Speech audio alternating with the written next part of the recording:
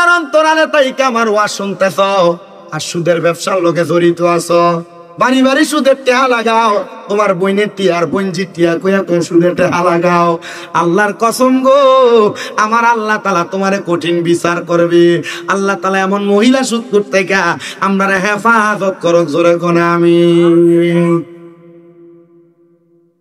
আরেকটা সুদ আছে ন্যাশনাল সুদ, যেটা আমরা দেশে চলে আর কি বেশি। বেড়ার এলাকায় মানুষ সুদখোর কইব, এলাকায় মানুষ ঘুষখোর কইব, এ কথা চিন্তা কইরা বেড়া এলাকাতে সুদের টেহা লাগায় না। আগে সরকারি চাকরি করত, 20-30 লাখ টাকা পেনশনের টেহা পাইছে, এবার চা দোকানে বইয়া বইয়া মানুষের গিবত করে, মানুষের বদনাম করে।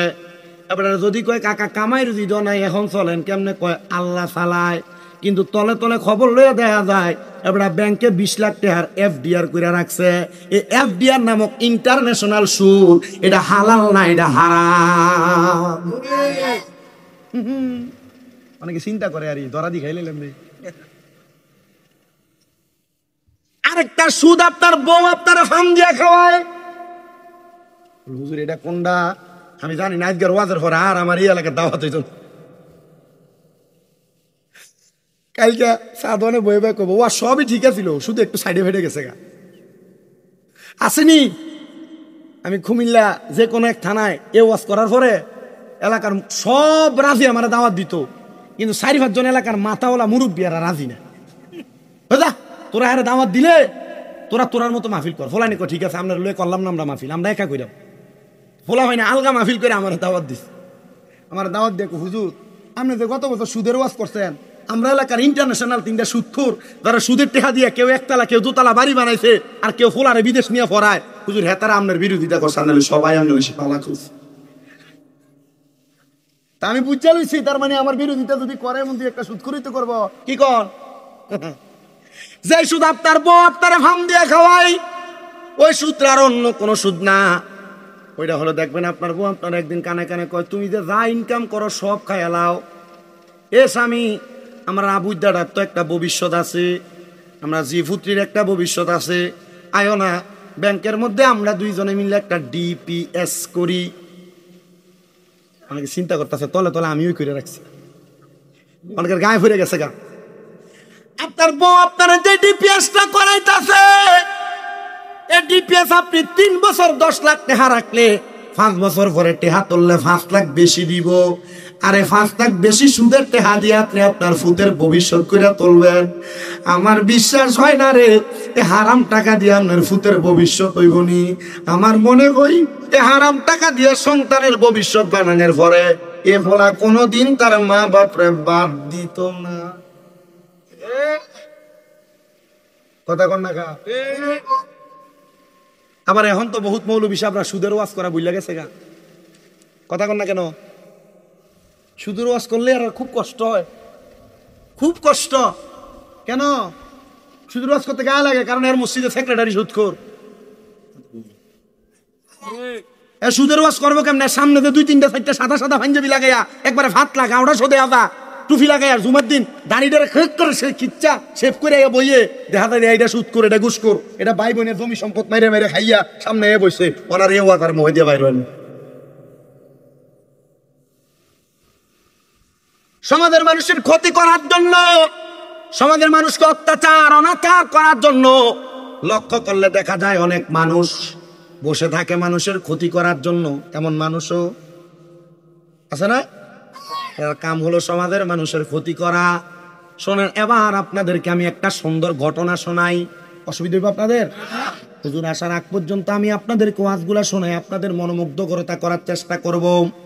হে মুসলমান ইমানদার নাম আল্লাহর হাবিব সাল্লাল্লাহু আলাইহি সাল্লামের 7টা পাক্কা একজন বান্দা, যিনার নাম হলো হযরতে আব্দুল্লাহ মারুফ রুসাফি রাহমাতুল্লাহ আলাইহি। আপনারা ওয়াজটা বুঝার জন্য আমি আপনাদেরকে হযরত ইমাম রুসাফি হিসেবে ওনাকে চিনাইলাম। ইমাম রুসাফি বলেন, আমার একটা খাসিয়ত ছিল, আমি যখন ফজরের নামাজ আদায় করতাম, ফজরের নামাজ আদায় করে আমি আমার নামাজের মুসল্লা থেকে উঠতাম না। হে ইমাম রুসাফি, আপনি কেন নামাজের মুসল্লা থেকে উঠতেন না? ইমাম রুসাফি বলেন, আমি ফজরের নামাজ আদায় করে আমি সূর্য উঠার আগ পর্যন্ত নামাজের মুসল্লায় বসে থাকতাম। ফজরের নামাজের পরে সূর্য ওঠার পরে একটা নামাজ পড়েছে, নামাজের নাম হলো দোহারের নামাজ। কিসের নামাজ? দোহারের নামাজ আদায় করতেন। বেশি উপরের কোনো ক্লাস লাগবে না, মাদ্রাসা লেভেলের মেশকাতুল মাসাবির বাবু সলাত অধ্যায়ের মধ্যে হাদিসগুলো আছে। আমার নবীজি ততক্ষণ পর্যন্ত ফজরের নামাজের পরে নবীজি নামাজের মুসল্লা ত্যাগ করতেন না, যতক্ষণ পর্যন্ত আমার নবী সূর্য উদয় হওয়ার পরে 2 রাকাত নামাজ না আদায় করতেন। আব্দুল্লাহ মারুফ রুসাফি বলেন, আমি প্রত্যেক দিন আমি ওই দোহারের নামাজ আদায় করে করে নামাজের মুসল্লা থেকে আমি উঠতাম, কিন্তু একদিন আমি সারা রাত্র ইবাদত করার কারণে আমি আমার ফজরের নামাজ আদায় করে আমি নামাজের মুসল্লার মধ্যে বসে রইলাম। আমি বসে বসে ইস্তেগফার পড়তেছি, আমি বসে বসে আল্লাহ তাআলার জিকির করতেছি, কিন্তু আমি ওই দিন জিকির করতে করতে ইস্তেগফার পড়তে পড়তে আমি আমার নামাজের মুসল্লার মধ্যে ঘুমায় গেছি। এমন হয় না? আমি যখন আল্লাহ আপনি আমাদেরকে বললেন নামাজ আদায় করার জন্য, কুরআনুল কারীমের কোন জায়গায় আপনি বলেন নাই আপনি নিজে নামাজ আদায় করেন। আল্লাহ আপনি আমাদেরকে বললেন রোজা রাখার জন্য, কিন্তু কুরআনুল কারীমের কোন জায়গায় লেখেন নাই আপনি রোজা রাখেন। কারণ কি? বলে কারণ হলো ইবাদত হলো কাজ হলো মাখলুকের, আর ইবাদত গ্রহণ করার কাজ হলো খালেকের। আল্লাহ হলো খালেক, আমরা মাখলুক বিদায় আমরা মাখলুক হইয়া খালেকের ইবাদত করি। ওগো আল্লাহ, তাহলে আপনি কেন আমার রাসূলের উপর দুরূদ আদায় করেন? আপনি তো মাখলুক না, মাখলুকের খালেক। আল্লাহ কয় আমার বন্ধুকে মুহাব্বত কইরা, ও আল্লাহ আপনি যে আপনার হাবিবকে মুহাব্বত কইরা হাবিবের উপর দুরূদ আদায় করেন, আমাদেরকে কি আপনি ওই দুরূদের ভাগীদার বানাবেন না? আমাদেরকে কি আপনি ওই দুরূদ আদায় করার কথা বলবেন না? আল্লাহ বলে বান্দা, ইয়া আইয়ুহাল্লাযীনা আমানু, হে মুসলমান, আমার আল্লাহ বলে ওহে যারা ঈমান এনেছো, যারা ঈমানদার, আমার আল্লাহ ঈমানদারদেরকে ডাক দেয়। এই আয়াতের মধ্যে আমার আল্লাহ কোন মসজিদের ইমাম সাহেবদেরকে ডাক দেয় না, কারণ আমার আল্লাহ জানে বহু মসজিদের ইমাম সাহেবরা মসজিদের মিম্বরে বয়া বয়া আমার নবীজির সালাতু সালাম মিলাদ কিয়ামের বিরোধিতা করে। কথা কন্যা আছে না নাই? আমার আল্লাহ জানে বহু মসজিদের ইমাম সাহেবরা মাথায় পাগড়ি লাগায়া, পাঞ্জাবি লাগায়া, টুপি লাগায়া, ইমাম সাহেবরা মুখের মধ্যে দাড়ি লাগায়া তারা আমার নবীর শানমান আজমতের বিরোধিতা করে নবীর নূরকে অস্বীকার করে। কথা কন্যা ঠিক কিনা? আমরা যারা আহলে সুন্নাত ওয়াল জামাত দাবি করি, আমাদের আকীদা বিশেষ করে এই অঞ্চলটার মধ্যে যিনারা আবাদ করেছেন অঞ্চলটা, আমি জানি সোনাকান্দা দরবার সহ এই অত্র অঞ্চলের মধ্যে বিভিন্ন দরবারের মাশায়েখ আমরা এলাকা আবাদ করেছি। জিনাদের অতল গহব্বরের বরকতটা আমরা ভুলে যাইতে পারবো না, কিন্তু নতুন নতুন আলেম সাইজা আমাদেরকে ধোঁকা দেওয়ার যদি চেষ্টা করে আমরা ধোঁকাবাজিতে পড়বো না, কারণ আমরা তাদের ধোঁকাবাজি বুঝা গেছি। তারা এতদিন পর্যন্ত আমরা কইতো আমার নবীর মিলাদুন নবী পালন করা বেদাত, এখন দেখি তারা দুর্গা পূজা চায়। ও ভাই, মিলাদুন নবীরে বেদাত কইয়া দুর্গা পূজায় যাওয়া এটা কোন কোরআন হাদিসে আছে? যদি দেখাইতে পারো তুমি হালাল জাদা, না দেখাইতে পারলে হারাম জাদা। মিলাদুন নবীর তাবারুকরে বেদাত কইয়া মন্দিরের পূজার প্রসাদ খাইছে। আপনার কি কষ্ট হইতেছে? এতদিন পর্যন্ত মুনাফিক চিনাইতে আমরার বড় কষ্ট হইতো। সাধারণ পাবলিক আমরারে কইতো হুজুর আপনার মাথায় ফাগরি, এরার মাথায়ও ফাগরি, আপনার মাথায়ও পাঞ্জাবি, এরার পাগায়ও পাঞ্জাবি, আপনার মুখেও দাড়ি, এরার মুখেও দাড়ি। হুজুর কাটটা বিশ্বাস করতাম মুসলমানদের মূর্তি পূজা করা হারাম, মূর্তির কাছে যাওয়া হারাম, মূর্তি সহ হিন্দুদের গুণ কীর্তন আর পূজার কীর্তন করা হারাম। আর এরা মুজার মন্দিরের মধ্যে যায়া এরা কত সুন্দর বলতেছে, আরে ওই মুসলমানের দলেরা আমরা রোজা আর পূজা নাকি এক সমান। যেই বান্দারা তাদের জবান দিয়া বলে রোজার পূজায় এক সমান, এটা মুসলমান না, মুসলমান না, এটা পাক্কা কাফের। আপনার কি মুনাফিক চিনতে কষ্ট হইবে এখন?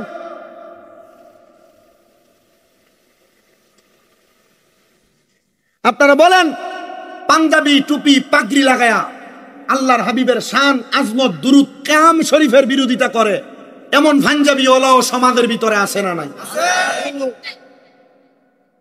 মিলাদ বেদাত, কিয়াম বেদাত। সোনাকান্দার হুজুর আমরারে বেদাত শিখে গেছে, শাহপুরের ফিরসাব হুজুর আমরারে বেদাত শিখে গেছে। সায়েন্স সিরকুটের গোলামীরা যারা গোলামি করে এরা বেদাত করে। আরে তুমি কোন জাতের মৌলবী, দাঁতটা মৌলবী আইলা, তুমি এখন আমরা দাঁত শিখাইতেছ? তার মানে বোঝা যায় না না না না, তুমি তো পাঞ্জাবি আর ফাগরি টুফি লাগাইয়া আমরা মিলাদ কিয়াম বেদাত কিয়া মন্দিরে যাইতে পারছো, বোঝা গেছে তোমার লেভেলটার উপর দিয়ে দুধের লেভেল, ভিতরে তুমি মদ বিক্রি করতে মুসলমানদের ইমান হরণ করার জন্য। এরা সমাজে বিভ্রান্ত সৃষ্টি করে, এরা আলেম নয়, এরা শয়তান, এরা শয়তান, এরা শয়তান। ডান হাত তুলে বলেন ঠিক কিনা?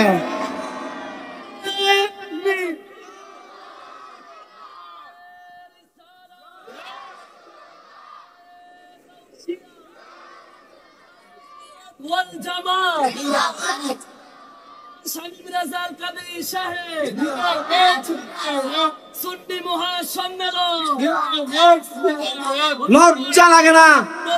লজ্জা লাগে না? শরম লাগে না? লজ্জা শরম থাকলে যে রসুলের কারণে আল্লাহ তোমার দুনিয়াতে পাঠাইছে ওই রসুলকে সালাম দেওয়া বেদাত বলতা না? লজ্জা শরম নাই? লজ্জা শরম থাকলে যে আল্লাহ তাআলা এই বাংলার জমিনে, বাংলার জমিন নয় সমস্ত বিশ্বে আমরা মুসলমান মুসলমান দাবি করার মতো ক্ষমতা দিয়া রসুলের উম্মত বানিয়ে পাঠাইছে, ওই আল্লাহর হাবিবের উপর সালাতু সালাম দেওয়ার পর বেদাত ফতোয়া দেওয়ার মতো কথা তোমার মুখে আসতো না। লজ্জা শরম নাই বিদায় জবান দিয়ে আল্লাহর রসুলের নূর মুবারককে মাটি বইলা রসুলকে আমাদের মতো সাধারণ বুঝাইয়া মানুষের ইমানকে ধোঁকা দেওয়ার চেষ্টা করতো না। এরা শরম নাই বিদায় এরা আল্লাহর কোরআনের আইনের বিরোধিতা কইরা আল্লাহর কোরআনের অপব্যাখ্যা করে মানুষকে ধোঁকা দেয়। কথা কন না ঠিক না বেটে? স্টেজে বসছে মৌলবী পাঞ্জাবি, আপনার কি কষ্ট হইতেছে? সুবিধা হইতেছে আপনাদের? পাঞ্জাবি আছে, টুপি আছে, ফাগরি আছে, ফতুয়া আল্লাহ সর্বশক্তিমান বললে শিরিক হবে। এটা কোন ধরনের কথা বললেন? ইন্নাল্লাহা আলা কুল্লি শাইইন কাদির। আরে মক্তবের নুরানি মাদ্রাসার ফলাফাইনও তো জানে। কথা কেন? আর নুরানি মাদ্রাসার পোলাপাইন জানে আল্লাহ সর্বশক্তিমান, আর মৌলবীকে আল্লাহ সর্বশক্তিমান কইলে বলে শিরিক। কত বড় কথা বলতেছে! আল্লাহ পাক রব্বুল আলামিনের পেয়ারা হাবিব মুহাম্মাদুর রাসূলুল্লাহ সাল্লাল্লাহু ওই নবীজির কলিজার টুকরা স্ত্রী মা খাদিজাতুল কুবরা রাদিয়াল্লাহু তাআলা আনহা ফতোয়া দিচ্ছে। মৌলবী বলতেছে নবীজির স্ত্রী মা খাদিজাতুল কুবরা জীবনে কোনোদিন নামাজ পড়ে না। ফতোয়া দিচ্ছে নবীজির স্ত্রী মা খাদিজাতুল কুবরা জীবনে কোনোদিন রোজাও রাখে নাই। ফতোয়া দিচ্ছে নবীজির কলিজার টুকরা স্ত্রী মা খাদিজাতুল কুবরা জীবনে কোনোদিন পর্দাই নাকি করে নাই। আরে মৌলবী বলে কি? বলে কি? আল্লাহ আমরা বোঝার তৌফিক দান। আমার আল্লাহ তাআলা এই মুনাফিক বেঈমান যারা মানুষের ঈমান হরণ করে তাদেরকে ডাক দেয় নাই। আল্লাহ ডাক দিছে কারে? ইমানদাররা ডাক দিছে। আমি জানি আপনাদের পার্শ্ববর্তী এলাকার একটা মাহফিল চলে না, এটা নিয়ে দ্বন্দ্বের দরকার নাই। শুননি না আমরা? শুননি না? নবীর প্রেমিক হইতো সব জায়গার ভিতরে নবীর প্রেমের বাগান চলতেছে। এখানে যেমন মানুষ ওইখানে তেমন মানুষ। বা আমরা একটা কথা আছে, আমরা নবীর প্রেম নিয়ে জান্নাতের বাগানে সম্পূর্ণ বয়ান শ্রবণ করব ইনশাআল্লাহ। বললেন ইয়া আইয়ুহাল্লাযীনা আমানু, হে ঈমানদারেরা, সাল্লু আলাইহি, তোমরা ওই নবীর উপর দুরূদ আদায় করো। আল্লাহ বুঝতে পারলাম ওই নবীর উপর দুরূদ আদায় করব, কেমনে করতাম? এই যে আপনারা বলে আল্লাহ বলছে দুরূদ পড়তে, তো তোমরা দাঁড়াও কেন? দলিল কি? আপনি তারারে বলবেন ওয়াসাল্লিমু তাসলিমা, তাসলিমান আই তাকরিমান, আল্লাহ কয় সালাম দাও আদবের সাথে। আমরা বিশ্বাস করি নবীর দাঁড়ায়া সালাম দিলে আদব।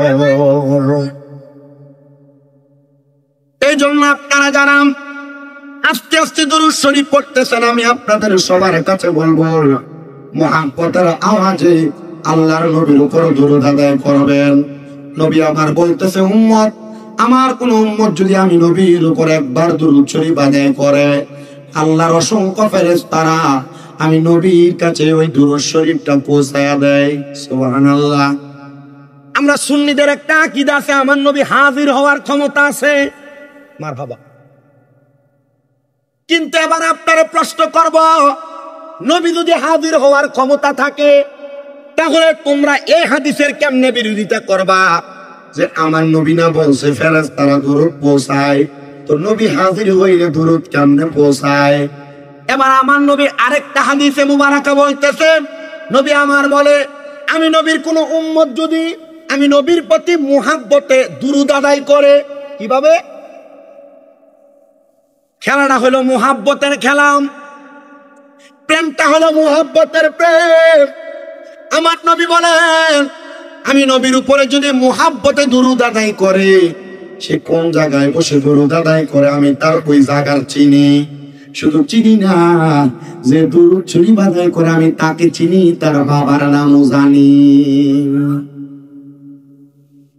আপনাদের সবার কাছে আপনার ওই নবীর কাছে আপনাকে ভালো নবীর সাচ্চা পাক্কা উম্মত হিসেবে প্রমাণ করার জন্য বেশি বেশি করে দুরূদ শরীফ আদায় করবেন। আমার নবী বলেন, উম্মত, দুনিয়ার জমিনের মধ্যে আমি নবীর যেই উম্মত, আমি নবীর প্রতি যত বেশি দুরূদ শরীফ আদায় করবে, জান্নাতের মধ্যে ওই উম্মত আমি নবী তত কাছাকাছি থাকবে। ওই নবীর কাছাকাছি থাকার জন্য মুহাব্বতের আওয়াজে উচ্চ কণ্ঠে দুরূদ শরীফ পড়েন আল্লাহুম্মা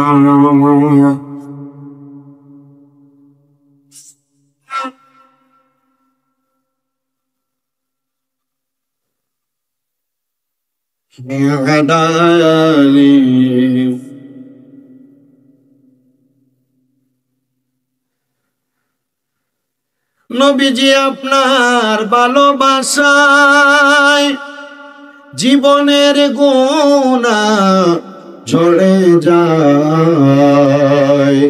নবীজি আপনার ভালোবাসায় ফয়সাল করনি जो पापाय अल्लाहुम्मा।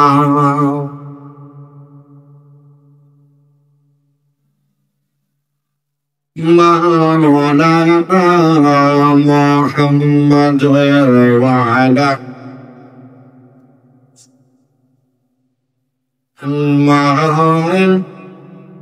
मुहम्मद ला इलाहा ला इलाहा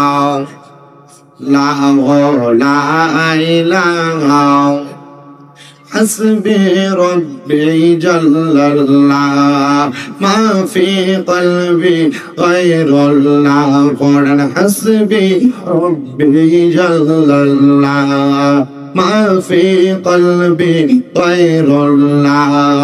नूर मोहम्मद और नूर मोहम्मद ला इलाहा इल्लल्लाह ला इलाहा ला इलाहा। अल्लाह आदम हवा बनाइला তুমি বেহেশতের মাঝে রাখিলা। বলেন আদম হাওয়া বানাইলা আল্লাহ বেহেশতের মাঝে রাখিলা। আবার হিকমতে গম দমে খাওয়াইয়া হিকমতে গম দমে খাওয়াইয়া দুনিয়াতে পাঠাইলা। লা ইলাহা ইল্লাল্লাহ লা ইলাহা আল্লাহ ছাড়া মাবুদ নাই, আমার নবীজি ছাড়া উপায় নাই। ওই নবীকে পাইতে হইলে ওই লে আল্লাহর ওলিদের দয়া চাইলা, ইলাহা ইল্লাল্লাহ লা ইলাহা লা ইলাহা ইল্লাল্লাহ মুহাম্মাদুর রাসূলুল্লাহ সাল্লাল্লাহু আলাইহি ওয়াসাল্লাম। আল্লাহুম্মা আমিন, আল্লাহুম্মা আমিন। আলহামদুলিল্লাহি রাব্বিল আলামিন, আসসালাতু ওয়াসসালামু আলা রাসূলিল কারীম। রব্বানা যালামনা আনফুসানা ওয়া ইন লাম তাগফির লানা ওয়া তারহামনা লানাকুনান্না মিনাল খাসিরিন। আল্লাহুম্মা আনতাস সালামু মিনকাস সালাম ওয়া ইলাইকা আরজুস সালাম। হাইয়িনা রব্বানা বিস সালাম ওয়াদখিলনাল জান্নাতা দারাকা দারাস সালাম। তাবারাকতা রব্বানা ওয়া তাআলাইতা ইয়া জাল জালালি ওয়াল ইকরাম। মাবুদু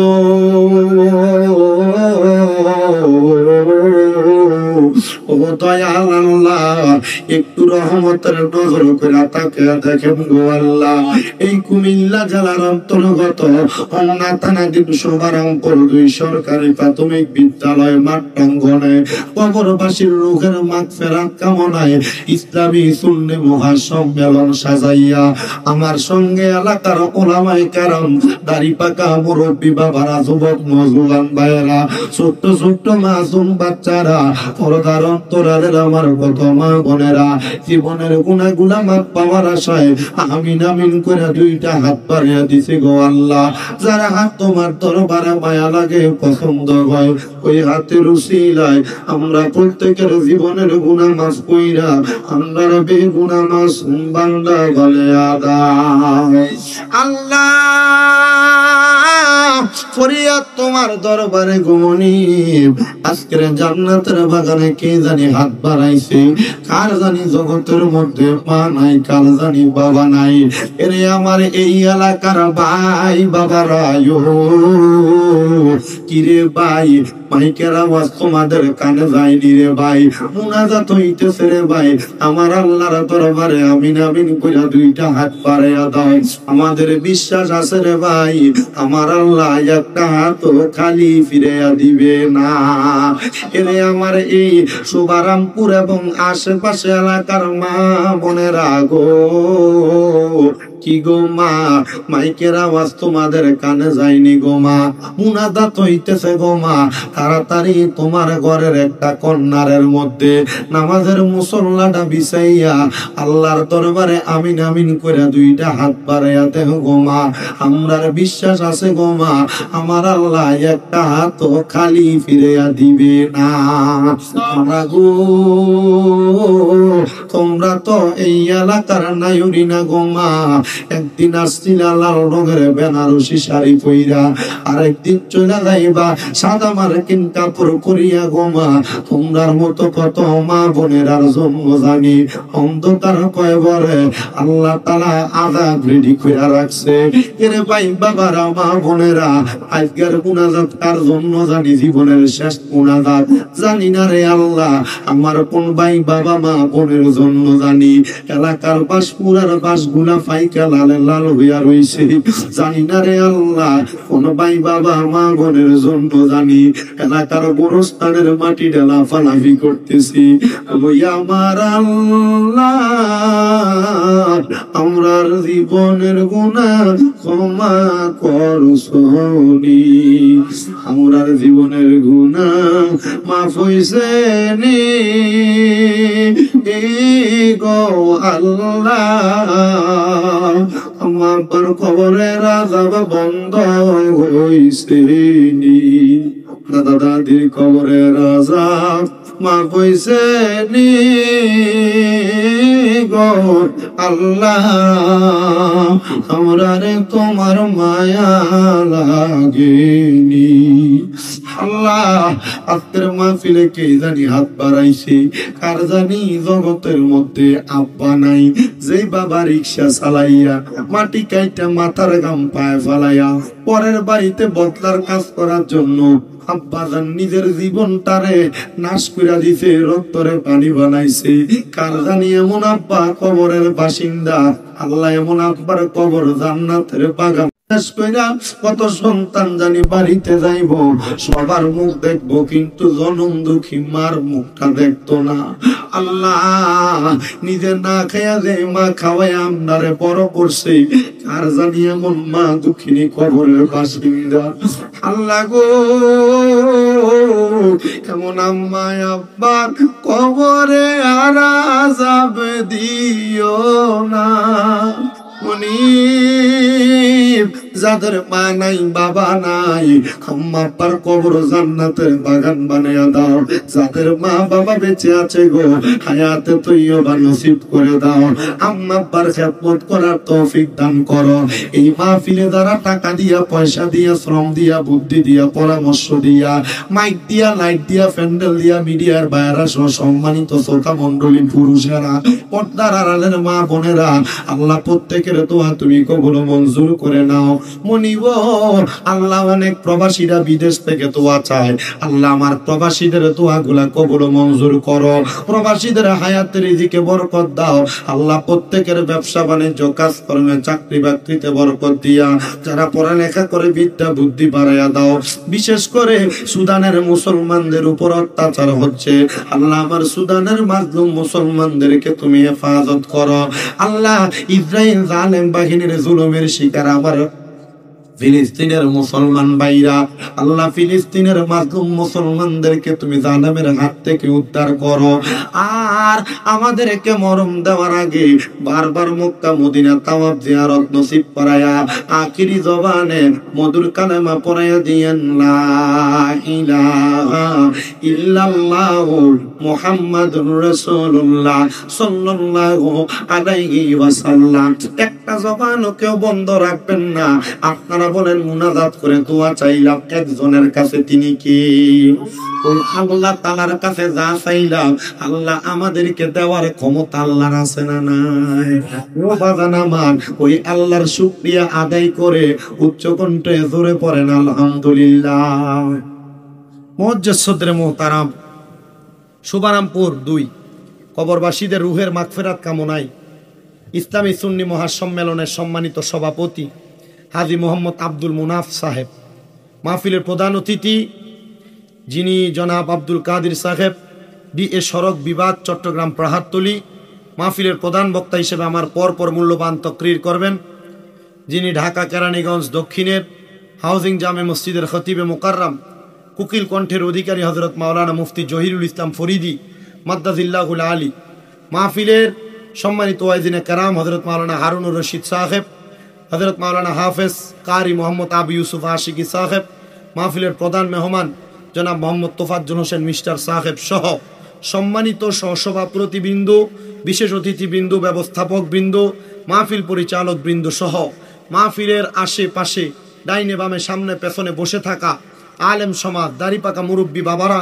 যুবক নওজোয়ান ভাইয়েরা, ছোট্ট ছোট্ট মাসুম বাচ্চা, পর্দার আড়ালের মা বোনেরা, সবার প্রতি আমার আন্তরিক সালাম এবং মুবারকবাদ।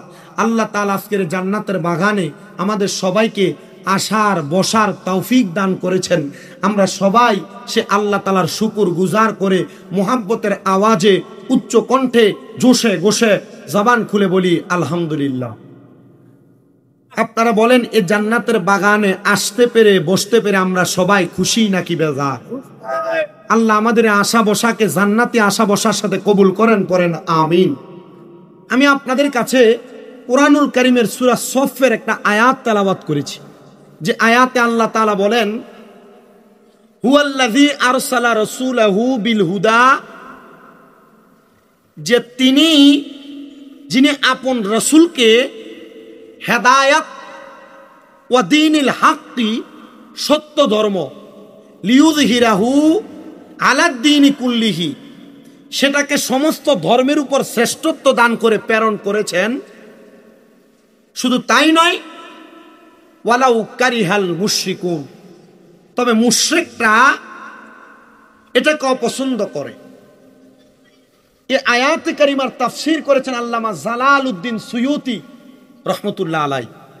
এই আয়াতে কারিমার তাফসীর করেছেন ইমাম বাহুবী রহমতুল্লাহ আলাইহি। এই আয়াতে কারিমার তাফসীর করেছেন হযরতে আহমদ ইয়ার খান নঈমী রহমতুল্লাহ আলাইহি। তিনজনের তাফসীর একরকম, যে কি, যে আল্লাহ তাআলা এমন একজন রসুলকে প্রেরণ করেছেন যিনাকে দুইটা জিনিস দিয়ে পাঠাইছেন। বলেন কয়টা?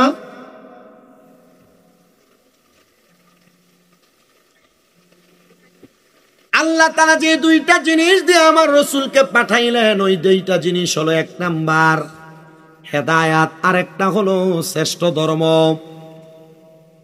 কিন্তু ওই রাসূলকে ইয়ানে রাসূলুম বামানা মুহাম্মাদুর রাসূলুল্লাহ সাল্লাল্লাহু আলাইহি ওয়াসাল্লাম, নবী জোরে সরে পড়ি আলহামদুলিল্লাহ। আল্লাহ তাআলা ওই নবীকে দিয়ে কিভাবে হেদায়েতের বাণী পাঠাইলেন, হেদায়েতের নূর প্রজ্বলিত করলেন, তারপর মানুষকে দ্বীনের প্রতি আহ্বান করলেন। একটু মন দিয়ে শুনবেন। আমার রসুল দুনিয়ার জমিনের মধ্যে আসার আগে থেকেই তিনি রসুল ছিলেন। মারহাবা বলবেন না? আল্লাহ তাআলার প্যারা হাবিব যখন আলমে আরোহার মধ্যে ছিলেন, আমার আল্লাহ তাআলা বলেন, আমি দুনিয়াতে কোনো মানুষও সৃষ্টি করি নাই। আমি সৃষ্টি করার আগে আমার সব রূহের জগতের রূহের জগতের রূহগুলাকে নিয়ে আমি আল্লাহ তাআলা প্রশ্ন করলাম, আলাস্তু বিরব্বিকুম, আমি কি তোমাদের প্রভু নয়? তখন কোন রূহ কোনো কথা বলে না। একটা রূহ আমি আল্লাহ তাআলার সামনে একবার উদিত হয়ে গেছে, আর রূহটা ডাক দিয়ে বলে, কলু বালা, হ্যাঁ আল্লাহ, আপনি হলেন আমাদের প্রভু। আল্লাহ তাআলা বড় খুশি হইয়া ডাক দিয়ে বললেন, ও জগৎবাসী, তোমরা শুনে রাখো, এই রূহ আর অন্য কোন ব্যক্তিত্বের রূহ নয়। এই রূহ হলো যিনি আখিরি জামানার পয়গম্বর, আমি আপনি যেই নবীর উম্মত, ওই নবী মুহাম্মদুর রাসূলুল্লাহ সাল্লাল্লাহু আলাইহি ওয়াসাল্লামের রূহ মুবারক। বলেন সুবহানাল্লাহ। আমার নবী রাহমাতুল লিল আলামিন নবীকে আল্লাহ তাআলা তখন থেকে রসুল ঘোষণা করেছেন, কিন্তু আমার নবী যুগের ধারাবাহিকতায় আস্তে আস্তে করে আমার নবীজি কলিজার টুকরা বাবাজান হযরতে খাজা আব্দুল্লাহ ওনার নুরানি পেশানি থেকে ওনার আম্মা জানের গর্ভের মধ্যে আগমন করেছে। আমার রসুল আগমন করার পরবর্তী সময় থেকে রসুলে পাকের হেদায়েতের নূর আমার রসুলে পাকের উম্মতরা গ্রহণ করতেছে। কিন্তু নবীর উম্মত কখন থেকে হইল জানেননি বাবারা? নবীর উম্মত তো তখন থেকে হয় যখন থেকে আমার নবীজি 40 বছর বয়সে আমার নবীজি নবুয়তের দায়িত্ব পালন করা প্রকাশ্যে শুরু করলেন। আমার নবী আলমে আরোহা থেকে নবী, আমার নবী আলমে আরোহা থেকে রাসূল। কিন্তু আমার নবীজি যখন প্রকাশ্যে ইসলাম ধর্মের প্রচার করা শুরু করলেন, উম্মতে মুহাম্মদীগণ নবীর কাছে ইসলাম ধর্ম গ্রহণ করা শুরু করলো। তার পূর্বে ইহুদিরা আমার নবীরে বড় মোহাব্বত করত, তার পূর্বে ইহুদিরা আমার নবীরে বড় ভালোবাসত। বলো হুজুর কি বললেন? ইহুদিরা কেমনে নবীরে ভালোবাসত, ইহুদিরা কেমনে নবীরে মোহাব্বত করত? আরে বাবা, শুধু মোহাব্বত করত না, ইহুদিরা আমার নবীরে মোহাব্বত করে ভালোবেসে বিশ্বাস করে আমার নবীরে উপাধি দিয়ে দিয়েছেন আল আমিন। বিশ্বাসী বিশ্বাসী আল আমিন উপাধি দিয়া ইহুদিরা আমার নবীর শ্রেষ্ঠত্বের প্রমাণ করেছে। কিন্তু আমার আল্লাহ বলে, হাবিব, ইহুদিদের শ্রেষ্ঠত্বে আপনার শ্রেষ্ঠত্ব নাই। আমি আল্লাহ বললাম, ওয়ারাফা'না লাকা যিকরাক, আপনার সম্মান, আপনার জিকির, আপনার মর্তবা আমি আল্লাহ তাআলা বুলন্দ করেছি, বাড়িয়েছি। ইহুদিরা আপনার যতই উপাধি দিক না কেন, আমি আল্লাহ তাআলা আপনি নবীরে কাসেম বন্টনকারী বানায়া পাঠাইছি।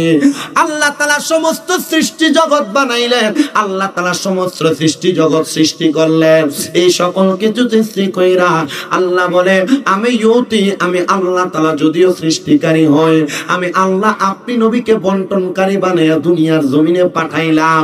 এ মুসলমান ইমানদারেরা, রাসূলের পাকের রাসূলিয়ত এবং নবুয়তের পাওয়ার দেখে দেখে ইহুদিরা পর্যন্ত আমার রাসূলের কাছে ইসলাম ধর্ম গ্রহণ করেছে, আমার নবীর খেদমত করেছে, নবীজির ওযুর পানি পর্যন্ত আগায়া দিয়েছে। একজন ইহুদি যিনি আমার নবীজির দরবারের মধ্যে আসা যাওয়া করতেন, কিন্তু যখন তাকে ইসলামের দাওয়াত আমার রাসূলে মুস্তাফা সাল্লাল্লাহু আলাইহি ওয়াসাল্লাম নবী দিয়েছেন, তখন ইহুদি বলেন না না না, আমি আমার বাপ দাদার ধর্মকে বিলীন করে মুহাম্মদের ধর্ম, মুহাম্মদের খোদার ধর্ম গ্রহণ করতে পারবো না। কিন্তু আমার নবী বলেন আমি তখনও তাকে কোনো অবহেলা করি নাই, আমি তখন তাকে কোনো কিছু বলি নাই, আমি তখন তাকে তার মতো ছেড়ে দিয়েছি।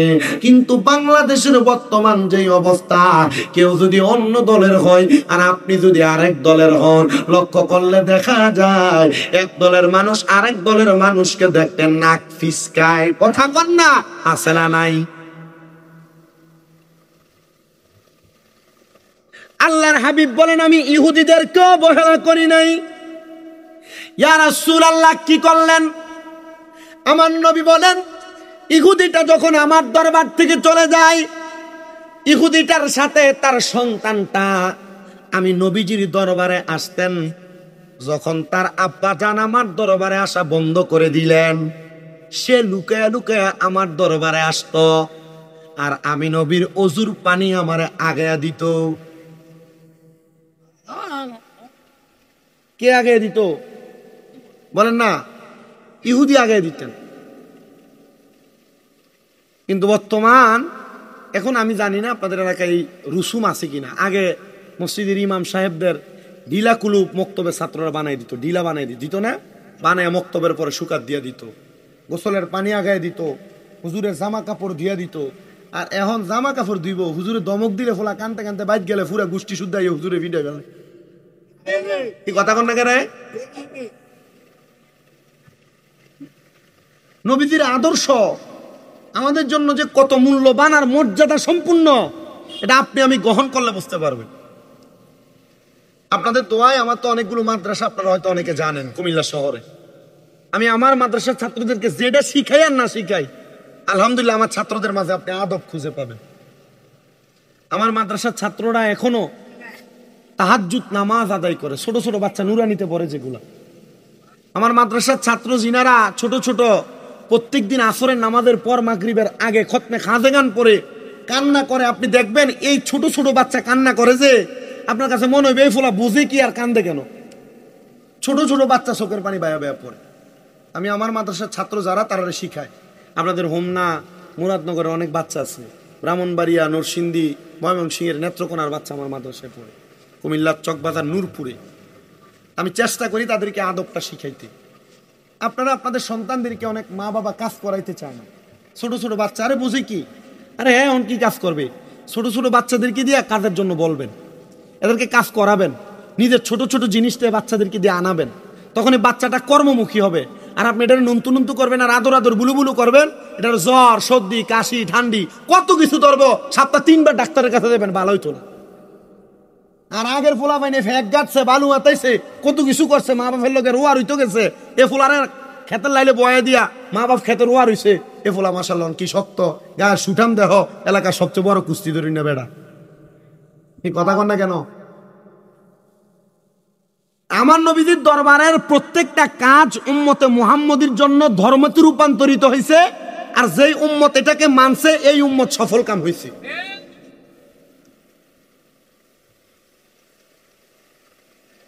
আমার নবী লক্ষ্য করে দেখলেন ওই ইহুদি তার দরবারে আর আসে না, কিন্তু ইহুদির ছোট ছেলেটা আমার নবীজির খেদমত করার জন্য লুকায়া লুকায়া আমার নবীজির ওযুর পানি সে আগায়া দেয়। নবী রাহমাতুল লিল আলামিন, নবী মদিনার কামলিওয়ালা দয়াল নবী রাহমাতুল লিল আলামিন নবী আমার, তার খেদমত দেখে বড় উপকৃত হইলেন, বড় খুশি হইলেন। নবী আমার বলেন অল্প কিছুদিন যাওয়ার পর ওই বাচ্চাটা যখন আমার দরবারে আসে নাই, আমি ফজরের নামাজ পর্যন্ত অপেক্ষা করলাম, জোহরের নামাজ পর্যন্ত অপেক্ষা করলাম, আমি আসর পর্যন্ত অপেক্ষা করে আর সহ্য করতে পারলাম না। নবী আমার ছুটে গেলেন, ইহুদির বাড়ির সামনে যায় আমার নবী সালাম দেয়, আসসালামু আলাইকুম ইয়া মানিত্তাবা আলাল হুদা। আসসালামু আলাইকুম ইয়া মানিত্তাবা আলাল হুদা। ইয়া রাসূলুল্লাহ, আসসালামু আলাইকুম ওয়া রাহমাতুল্লাহ সালাম, কিন্তু আপনি সালাম দিলেন আসসালামু আলাইকুম ইয়া মানিত্তাবা আলাল হুদা, কারণটা কি? মুহাক্কিক উলামায়ে কেরাম বলেন, কোন জায়গার মধ্যে যদি দেখো কোন মুসলমান আছে, তার সাথে কোনো বিধর্মী মানুষ, অন্য কোন ধর্মের মানুষ আছে, তখন তুমি সালাম দিবা, আপনার উপর শান্তি বর্ষিত হোক এবং আপনার পাশে যিনি আছে আলা মানিত্তাবা আলাল হুদা, এবং তাকে আল্লাহ হেদায়াত দান করুক। হিন্দু এবং মুসলমান একসাথে থাকলে সালাম দেওয়ার সিস্টেম আর নিয়ম আছে না নাই?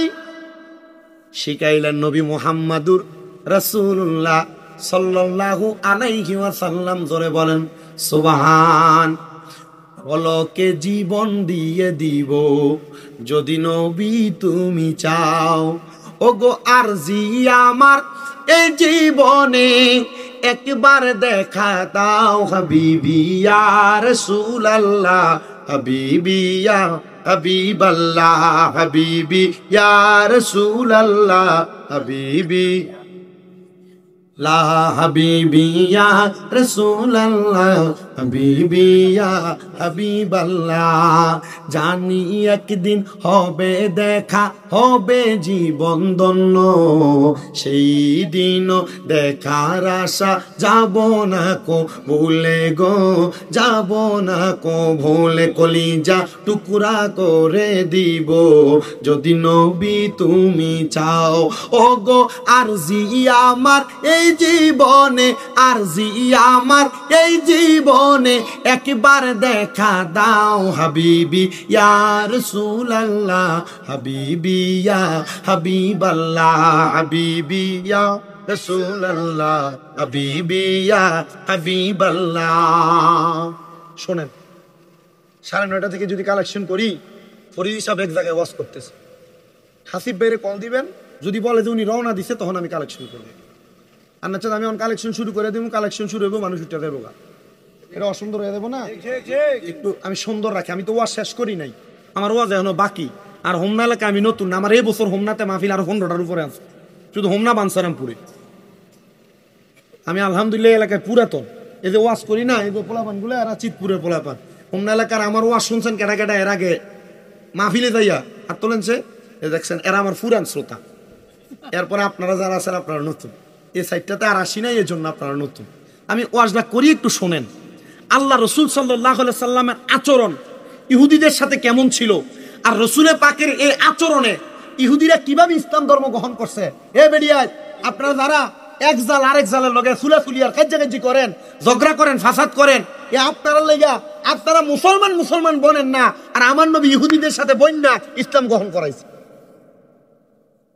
আমি যে কথা বলতেছিলাম, মুসলমান এবং বিধর্মী যদি থাকে, আমাদের সালাম কি একরকম না ভিন্ন? সালাম আলাদা রকম আছে না নাই? এভাবে সালাম দিলে লাভও আছে না নাই? আসসালামু আলাইকুম ইয়া মানিত্তাবা আলাল, আল্লাহ কবুল করেন। আমার নবী গেলেন, নবী আমার যাওয়ার পরে ইহুদির ঘরের ভিতর থেকে কোনো জবাব আসে না, দরজা খুলে দেওয়া হইল, আমার নবীজি ঘরের মধ্যে প্রবেশ করলেন। প্রবেশ করার পর আমার নবী দেখলেন যে ছোট বাচ্চাটা আমার নবীজির ওযুর পানিগুলো আগে আগে দিতেন, সেই ছোট বাচ্চাটা জ্বরে কাতরাইতেছে, মৃত্যুর সাথে পাঞ্জা লড়তেছে। রাহমাতুল লিল আলামিন নবী ওই বাচ্চাটার মাথার কাছে বৈশা আমার নবী রহমতের নবী তার দিকে তাকাইলেন, আর তার বাবা আমার নবীর চেহারা মুবারকের দিকে তাকায় একবার, আর ওই ছোট বাচ্চাটার দিকে তাকায় একবার। নবী আমার ছোট বাচ্চাটার দিকে তাকায়া আমার নবী বলতেছেন, এ বাবা তোমার নসিব না কতই ভালো হইতো যদি তুমি ইসলাম ধর্ম গ্রহণ করতা। নবী ডাইরেক্ট ইসলামের দাওয়াত দিলেন, তোমার নসিব কত ভালো হইতো যদি তুমি ইসলাম ধর্ম গ্রহণ করতা। আমার নবী রাহমাতুল লিল আলামিন নবীজির এই কথা শুনা ছোট ইহুদির বাচ্চা ছেলেটা আমার নবীজির সামনে তার আব্বার চেহারার দিকে তাকায় একবার, আর আমার নবীজির চেহারা মোবারকের দিকে তাকায় একবার, বাবার চেহারার দিকে তাকায় একবার, আমার নবীজির চেহারার দিকে তাকায় একবার। তখন বাবা তার মাথা দ্বারা এবং মুখ দ্বারা ইশারা করলেন, হ্যাঁ নবীজি যেই কথা বলতেছে সেই কথাটাই সত্য। ওই ছোট বাচ্চাটা সাথে সাথে আমার নবীজির সাথে জবানের সঙ্গে জবান মিলে পড়লেন, লা ইলাহা ইল্লাল্লাহ মুহাম্মাদুর সাল্লাল্লাহু আলাইহি ওয়াসাল্লাম। কেউ আস্তে আস্তে পড়তেছে, কেউ জোরে জোরে পড়তেছে, আর কেউ গুনগুনাইতেছে। না রে বাবা, নবীজির এই কালেমা গুনগুন করে পড়েন না। যদি সম্ভব হয় দৈনিক কমসে কম 20 বার এই কালেমা শরীফ পড়বেন। যদি 20 বারে মৃত্যুর কথা স্মরণ করে কালেমা শরীফ পড়ে আপনি মারা যান, আপনার মরণটা শহীদের মরণ হয়ে যাবে। এজন্য আপনারা আস্তে আস্তে কালেমা শরীফ পড়েন না, একটু মুহাব্বতের আওয়াজে আবার পড়েন লা ইলাহা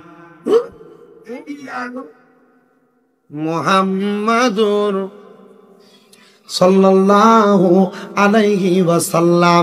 জবান খুলে উচ্চ কণ্ঠে জোরে পড়েন আলহামদুলিল্লাহ। ছোট বাচ্চাটা কালিমা পড়ার সাথে সাথে আমার নবী রাহমাতুল লিল আলামিন নবী মদিনার তাজদার হুজুর নূর সাল্লাল্লাহু আলাইহি ওয়াসাল্লাম নবী আমার বাইরে বের হয়ে গেলেন। নবীর সঙ্গী সাথী সাহাবায়ে কেরামের দিকে তাকে আমার নবী হাসতেছেন আর বলতেছেন, তার কপাল কত ভালো, তার নসিব কত ভালো, সে জান্নাতীদের কাতারে পড়ে গেছে। চিন্তা করে দেখেন, আমার নবীজির জবানের সাথে জবান মিলে কালেমা পড়ার কারণে সে জান্নাতীদের কাতারে পড়ে গেছে। এজন্য আমার নবী হেদায়েতের নূর এবং সত্য ধর্ম নিয়ে আগমন করেছে। সত্য ধর্মের বাণী, সত্য ধর্মের স্পর্শ যারা যারা পাইছে তারাই দুনিয়া এবং আখিরাতকে উজ্জ্বল বানাইছে। এবার আপনারা বলেন, এই সত্য ধর্ম ইসলাম পায় আপনারা সবাই খুশি না বেজার? সত্য ধর্ম ইসলাম পায় আমরা সবাই খুশি, কিন্তু আমরা সুদ খাই, আমরা ঘুষ খাই, আমরা হারাম খাই, আমরা পরের হক মাইরা মাইরা খাই, আমরা মুসলমান দাবি করি, আমরার মাথায় টুপি আছে, পাঞ্জাবি আছে, আমরা সুদে টাকা লাগাই। আপনারা বলেন, এমন হারাম করো সুদ করো যারা মুসলমান দাবি করে আবার সুদের টাকা খায়, এমন মুসলমানও বাংলা সমাজে আছে না? না, শুধু আছে না, আমরা সমাজের মানুষ এ সুদকুট্টিরে ধরে নিয়ে মসজিদ কমিটির সভাপতি বানাই। আমরা সমাজের মানুষ এ সুদকুট্টিরে ধরে নিয়ে মসজিদের সেক্রেটারি বানাই। আমরা সমাজের মানুষ এলাকার সর্দার মাতাব্বরির দায়িত্ব সুদখোর ঘুষখোর হারাম কুট্টিরে দেয়। কথা কোন ঠিক কিনা? ভাই বাতিজা জমি দখল করে 500 টাকা খাইয়া বিচার ঘুরিয়ে দেয়, এমন মাতাব্বরের কাছে, সর্দারের কাছে, ফদাইনের কাছে দেয়। আল্লাহর কসম করে বলি রে, মুসলমান দাবি করে যদি হারাম খাও, সুদ খাও, ঘুষ খাও, পরের হক মেরে খাও, আর 500 টাকা এক কাপ চায়ের কাছে বেচা দেয়া বালা বিচারটারে খারাপ ভাবে ঘুরিয়ে দাও, খোদার কসম ও নবীর উম্মতের দলেরা, এই বিচারের কারণে আমার আল্লাহ তাআলার কাঠগড়ায় আটকা পড়ে যাইবা। এবার আপনারা বলেন, নামে মুসলমান, কামে সুদ খাই, ঘুষ খাই, এমন হারামখোর সমাজে আছে না? বেটারা সুদ খায় না, শুধু বাড়ি বাড়ি আমার চাচিরা, আমার মামিরা সুদের ব্যবসা করে। কথা কয় না, যদি চাচার কাছে কয় কাকা সম্ভব হইবনি 10,000 টাকা দিতেন 3 মাসের লাগা, চাচাকে আমার কাছে নাই, তো চাচির কাছে ছাইয়া দেখ, তার বইনে দিছিল, তার কাছে কয়টা টিয়া ছাইলা দিবার লাগিয়া। কথা এবির কাছে হাওলাতে লেগে গেলে কয় আমার কাছে কে আসেনি, তবে রাখ একটু ছাইয়া দিয়ে আমার বোন, তাই কাছে কয়টা টিয়া আছে, এগুলা ছাইলা ছাইলা তাই সংসারটা চলে, তাই জামাই কামাই রুজি নাই, তাই মানুষের টিয়াডি দিলে এগুলা দিয়া কোন রকম সংসারটা চলে। মানে বুঝছেননি, আলকাটা লইবার লাগিয়া। তোমরা যারা পর্দার অন্তরালে তাই আমার ওয়াজ শুনতেছ আর সুদের ব্যবসার লোকে জড়িত আছো, বাড়ি বাড়ি সুদের টেহা লাগাও, তোমার বইনের টিয়ার বঞ্জির টিয়া কইয়া কইয়া সুদের টেহা লাগাও। আল্লাহর কসম গো, আমার আল্লাহ তাআলা তোমারে কঠিন বিচার করবে। আল্লাহ তাআলা এমন মহিলা সুদ করতে গা আমরা হেফাজত করো, জোরে কোন আমিন। আরেকটা সুদ আছে ন্যাশনাল সুদ, যেটা আমরা দেশে চলে আর কি বেশি। বেড়ার এলাকায় মানুষ সুদখোর কইব, এলাকায় মানুষ ঘুষখোর কইব, এ কথা চিন্তা কইরা বেড়া এলাকাতে সুদের টেহা লাগায় না। আগে সরকারি চাকরি করত, 20-30 লাখ টাকা পেনশনের টেহা পাইছে, এবার চা দোকানে বয়া বয়া মানুষের গিবত করে, মানুষের বদনাম করে। এবার যদি কয় কাকা কামাই রুজি দ নাই এখন চলেন কেমনে, কয় আল্লাহ চালায়। কিন্তু তলে তলে খবর লইয়া দেখা যায় এবার ব্যাংকে 20 লাখ টাকার এফডিআর করে রাখছে। এই এফডিআর নামক ইন্টারন্যাশনাল সুদ, এটা হালাল না, এটা হারাম। অনেকে চিন্তা করে আর ধরা দি খাইলাম রে। আরেকটা সুদ আপনার বউ আপনার ফার্ম দিয়া খাওয়ায়। হুজুর এটা কোনটা আমি জানি না, আজকের ওয়াজের পরে আর আমার এই এলাকার দাওয়াত হইতো। কালকে সাধনে বয়ে বয়ে করবো, ও সবই ঠিক আছিল, শুধু একটু সাইডে ফেটে গেছে গা।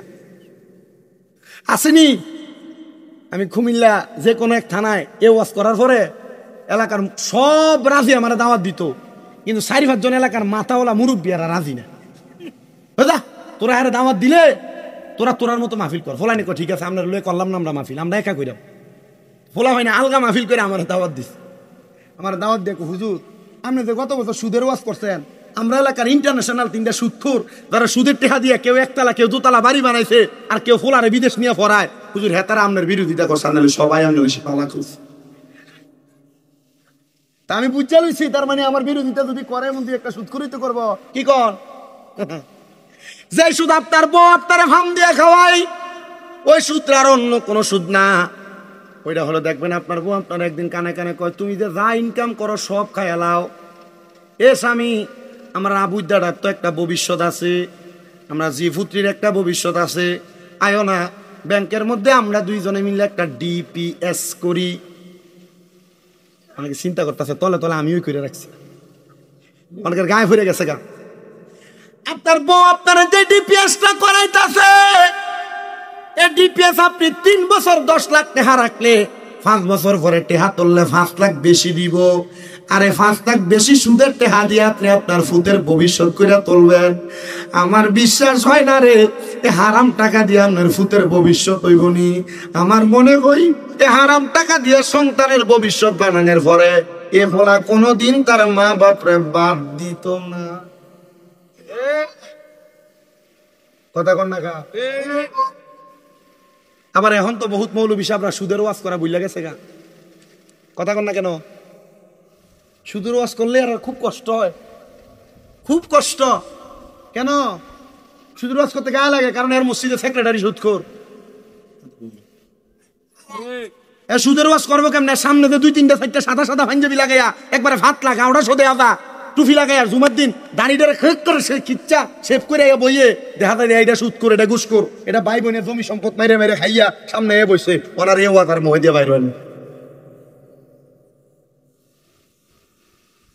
সমাজের মানুষের ক্ষতি করার জন্য, সমাজের মানুষকে অত্যাচার অনাচার করার জন্য লক্ষ্য করলে দেখা যায় অনেক মানুষ বসে থাকে মানুষের ক্ষতি করার জন্য।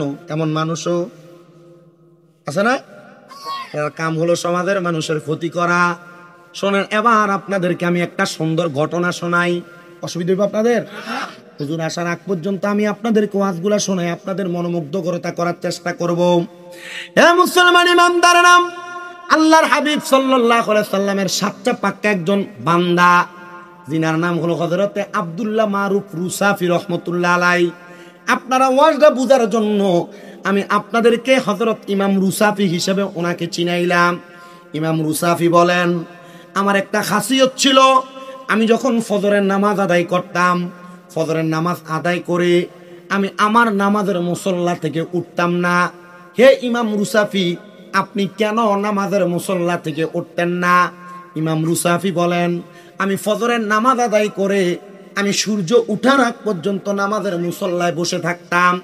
ফজরের নামাজের পরে সূর্য ওঠার পরে একটা নামাজ পড়ে, যে নামাজের নাম হলো দোহারের নামাজ। কিসের নামাজ? দোহারের নামাজ আদায় করতেন। বেশি উপরের কোনো ক্লাস লাগবে না, মাদ্রাসা লেভেলের মেশকাতুল মাসাবির বাবু সলাত অধ্যায়ের মধ্যে হাদিসগুলো আছে।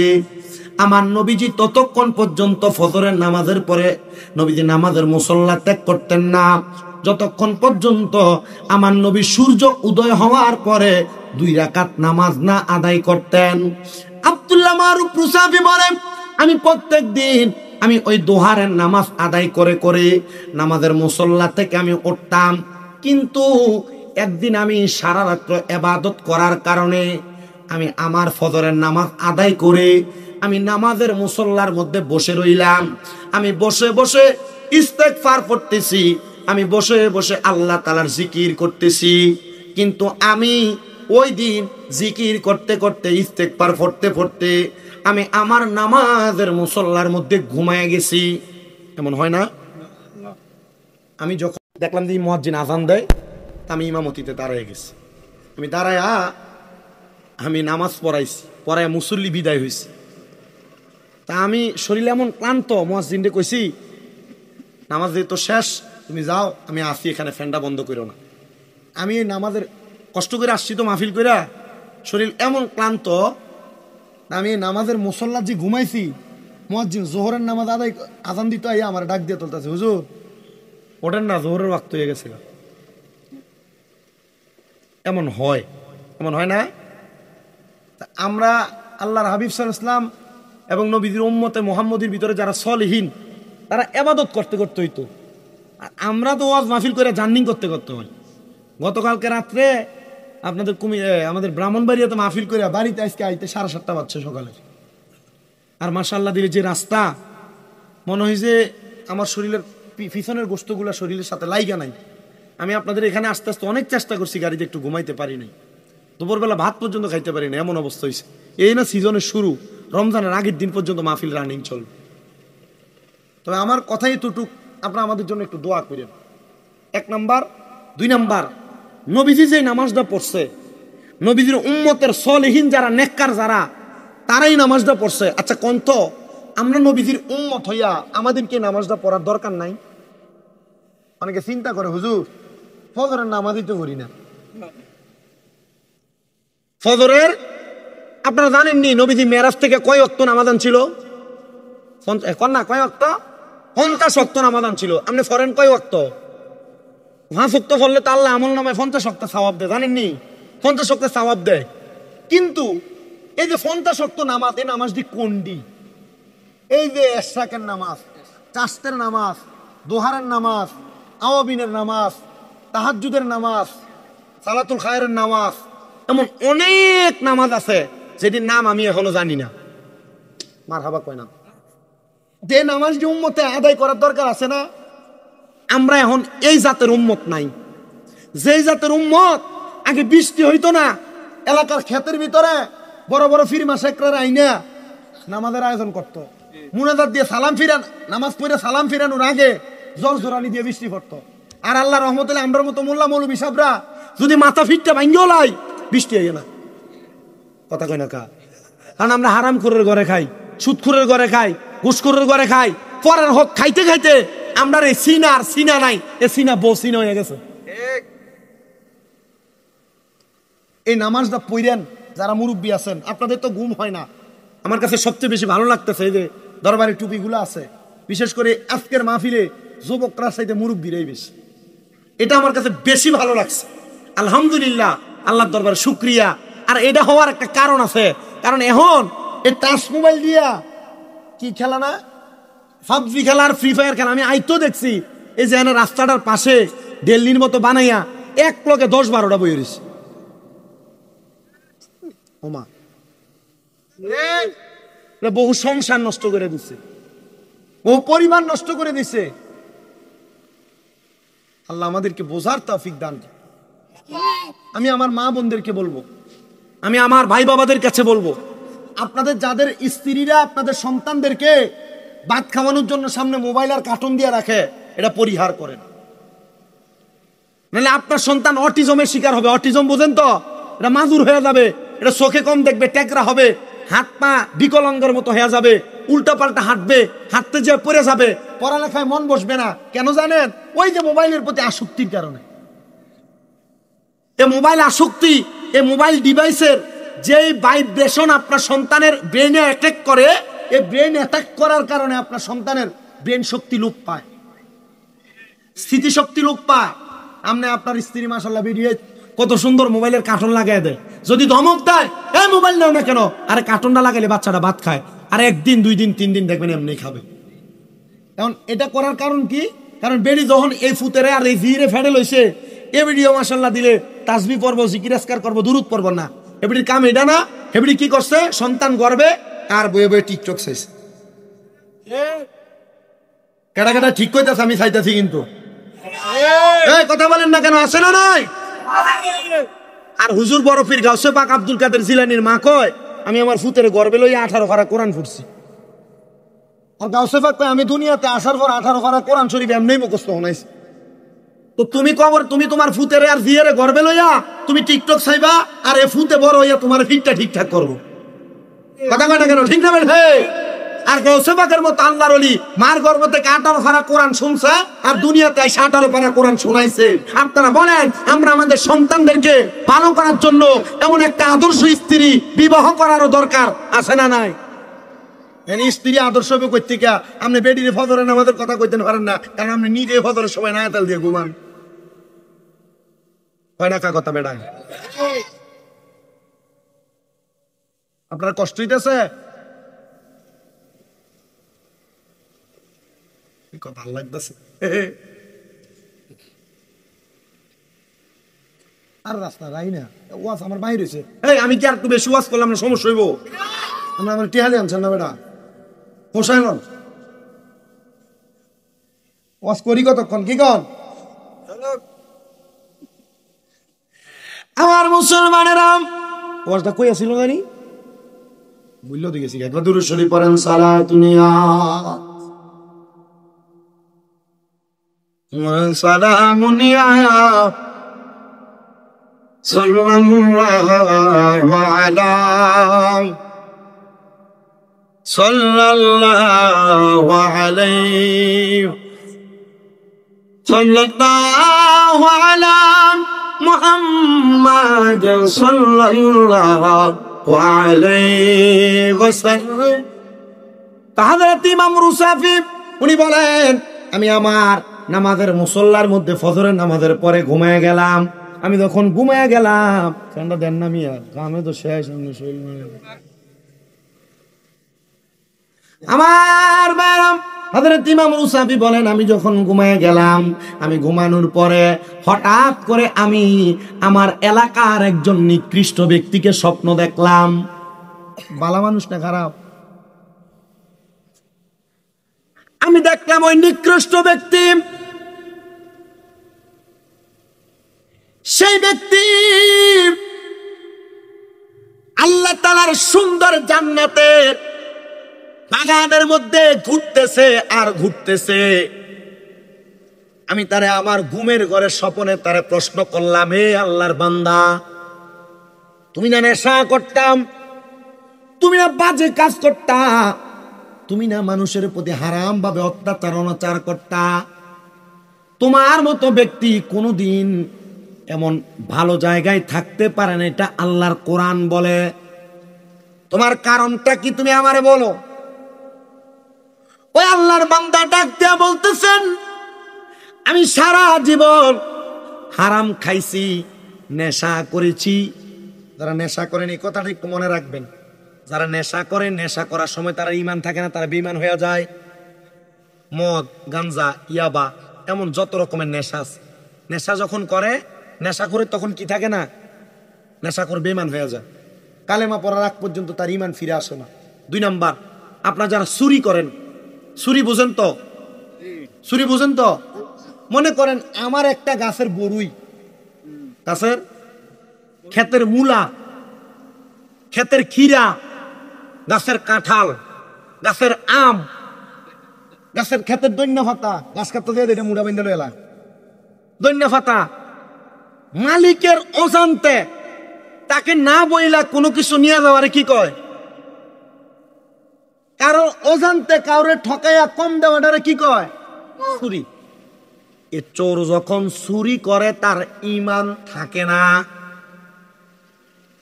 কালেমা পড়ার আগ পর্যন্ত তার ঈমান ফিরে আসে না। 2 নাম্বার। 3 নাম্বার, কোন জেনাখোর যখন জেনা করে, এই যারার ঘরে বউ আছে, তুমি তোমার স্বাস্থ্য বোনের দিকে চাও, তালতো বোনের দিকে চাও, খালতো বোনের দিকে চাও। এ মহিলারা যারা স্বামী বিদেশে, আপনারা যারা স্বামী ছাড়া অন্য পর পুরুষের সাথে কথা বলেন, এটাকে জিনা বলে। কি বলে? জোরে কন। গত কিছুদিন আগে কুমিল্লা চান্দিনার এক ছেলে ফোন দিয়ে কাঁদতেছে, হুজুর আমার বিদেশ করা 7 বছরের ইনকামের টাকা আমার স্ত্রীর অ্যাকাউন্টে। আমার 2টা বাচ্চা, একটা বাচ্চার বয়স 4 বছর, আর একটা বাচ্চার বয়স 7 বছর। ওদের আমার স্ত্রীরা আমার বাচ্চাগুলারে ফালায় চইলা গেছে বলে বেটা ফেল ফেল করে কান্না করে দিছে। আমি দিয়ে গেলাম, কান্দেন কেন বেটা? যে বেডি আপনার চিন্তা করছেন না, আপনি এ বেডির জন্য কান্দেন? আমার হুজুর আমি আমার এই বউয়ের জন্য কান্দি না, আমার টাকা নিয়ে গেছে আমি এর জন্য কান্দি না, আমি কান্দি আমার 2টা বাচ্চা ফালাই হয়ে গেছে এই বাচ্চাগুলোর জন্য। আমি বিয়ে করলে আমার বউ আসবে, কিন্তু আমার এই বাচ্চাগুলো তার মা আর পাবে না।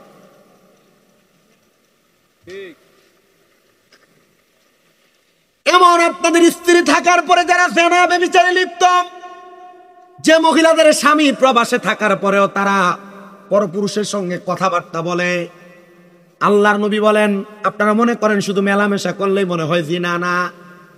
একটা পুরুষ মানুষ তার অপরিচিত গায়রে মাহরাম নারীর সঙ্গে কথা বলা তার মুখের জিনা, গায়রে মাহরাম নারীর দিকে তার চোখ দিয়ে চাওয়া তার চোখের জিনা, গায়রে মাহরাম নারীর কথার আওয়াজ তার কান দিয়ে শোনা তার কানের জিনা, গায়রে মাহরাম নারীর দিকে হাত দিয়ে স্পর্শ করা তার হাতের জিনা। শুধু মেলামেশা করলেই জিনা হয় না, মুখের কথার দ্বারা জিনা হয়, চোখের তাকানোর দ্বারা জিনা হয়, কানের কথা শোনার দ্বারা জিনা হয়, মহিলাদের গলার আওয়াজের গান শোনার দ্বারাও জিনা হয়। আর আপনারা এই বাউল গান শুনবার লাগা বেরিয়ে যেই বাউল গানের আসরে যে আপনারা তাড়াতাড়ি এটাতে যান। কি কথা বল না কেন? এটা জেনা ব্যভিচার, প্রকাশ্য জেনা। বাউল গান হয় না এলাকায়? আর তুই বইয়ে থাক, নাম কষ্ট শতান, আমি জানি না কোনে হয়। বহু জায়গার মধ্যে পেছনে নাম দেয় উরুস মুবারক, স্টেজের ভিতরে শিল্পী আইনা নামায়া দেয় উমুক সরকার বেডি। কাইল দেখা যায় কত সুন্দর ঝিলমিল আইনা পোশাক পরা বেডি নাচে। আল্লাহর কসম, যেডি এগুলার আয়োজন করে এগুলা 1 নাম্বার বেহায়া, যারা এগুলা করে তারা আরেক নাম্বার বেহায়া। আর আপনাদের মধ্যে যারা যারা এগুলা দেখতে যান, আপনারা তার চাইতে আরো বড় বেহায়া। এখন আর ঠিকটা জোরে আইয়া না কোনাটা দিয়া, কারণ আক্কা তারা সামনে দিয়া কোমরটা ডুলানিটা হাওনের লাগিয়া এটা সামনে দিয়ে দেবো সারসটা। এবারে কিন্তু মসজিদে যাইতো কইলে এবারে সামনে দিয়ে মাটির ধাক্কা মেরে বসে চিটার বেড়া চিটা আসেনি, দাড়ি হইতে গেছে। এবারের মতো এলাকার সব মুরব্বী কবরে গেছে। আর এবারে এটার ভিতর বাউল গানের ভিতর দিয়ে কয় অতিথি 10,000 টাকা দেয় এটা, আর মাহফিলে লেগে কয় 10,000 টাকা দাও, নাই তো কামানি দি নাই, কামানি সন্তানি না আসেনি এমন সিটা। ভিডিওতে কুমন নাচানি সাইবার লাগা তোমার কাছে 10,000 টাকা আছে, বাউল গানের ভিতরে তুমি অতিথি, আল্লাহ কবরে গেলে এমন ভিড়া ফিটবো মাদানার ডিডিশো মাংবো বেটা। এবার আপনারা বলেন, এমন বাউল গান নামক উরুস মুবারকের নাম দিয়ে বেরিয়ে দিয়া গান বাজনা করায় এমন সিটারের দল, এমন বন্ডের দল সোনার বাংলাদেশে আছে না? না, এটা আল্লাহর ওলির উরুস মুবারক, নামাজ হবে, ওয়াজ নসিহত হবে, কোরআন হাদিসের কথা হবে, তুমি বেরিয়ে দিয়ে গান করাও। আর এইটা আবার সুন্নি দাবি করে, কথা কয় না কেন? এটা সুন্নি না, এটা সুন্নিয়তের লেভেল লাগায় বন্দাবি করে, এটা সুন্নি না, এটা বন্ধ, কথা কন না কেন? হক্কানি সুন্নি যারা তারা কখনো এমন গান বাজনা বেরিয়ে দিয়ে করে না।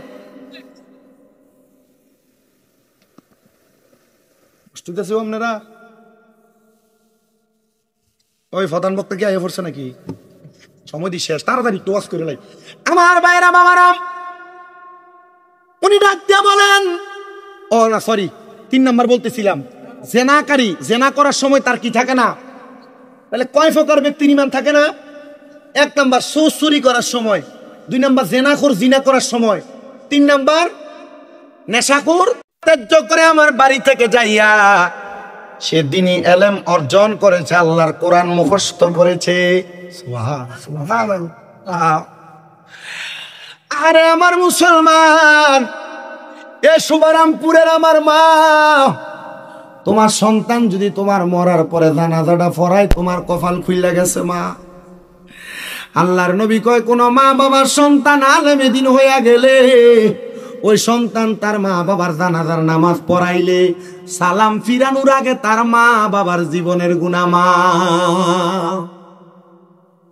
আমার মাদ্রাসার এক ছাত্র, তার বাপ ট্রাক চালায়, ফোলা কোরআনে হাফেজ হইছে, কানতে কানতে আমার গলার ধরছে, হুজুর আপনার এক ওয়াজ শুনছি, এখন এটা আমার জীবন হয়েছে। আমি হলাম গন্ডমূর্খ, আমার ফুতে কোরআনে হাফেজ। এখন বেড়া যে পরিমাণ পাঞ্জাবি আর টুপি পরে ঘুরে, এবারে দেখলে বড় মসজিদের ইমাম সাহেবের মতো লাগে। কেন ফালটাইছেন? হুজুর আমার ফুতে, হুজুর আমার ফুতে যে হুজুর, আমি যদি ফ্যান শার্ট পরে ঘুরি মানুষ আমার কি কইব, আর আল্লাহর দরবারে মুখ দেখান কেমনে? এর লাগে আমি আমার লেবাসটা পরিবর্তন করে ফেলছি। মারহাবা কোন বেলা। উনি ডাক দিয়া বলেন, আমার সন্তান কোরআনে হাফেজ হওয়ার পর আমি এমন একদিন নেশা করতে করতে আমি একবারে অবস্থা খারাপ আমার হয়ে গেছে, আমি মরে যাব এমন অবস্থা। আমি আমার স্ত্রীকে বললাম, হে আমার স্ত্রী, তোমার কাছে আমার একটা আবদার গো স্ত্রী, আমি তো তোমার কাছে কোনো কিছু চাই নাই, আমার সন্তানটারে আমারে শেষবারের মতো একবার দেখতে বলো না। সন্তান তো বাবারে দেখবে না, কারণ বাবা নেশা করে। সন্তান তো বাবারে দেখবে না, সন্তানের বাবা নেশা করে।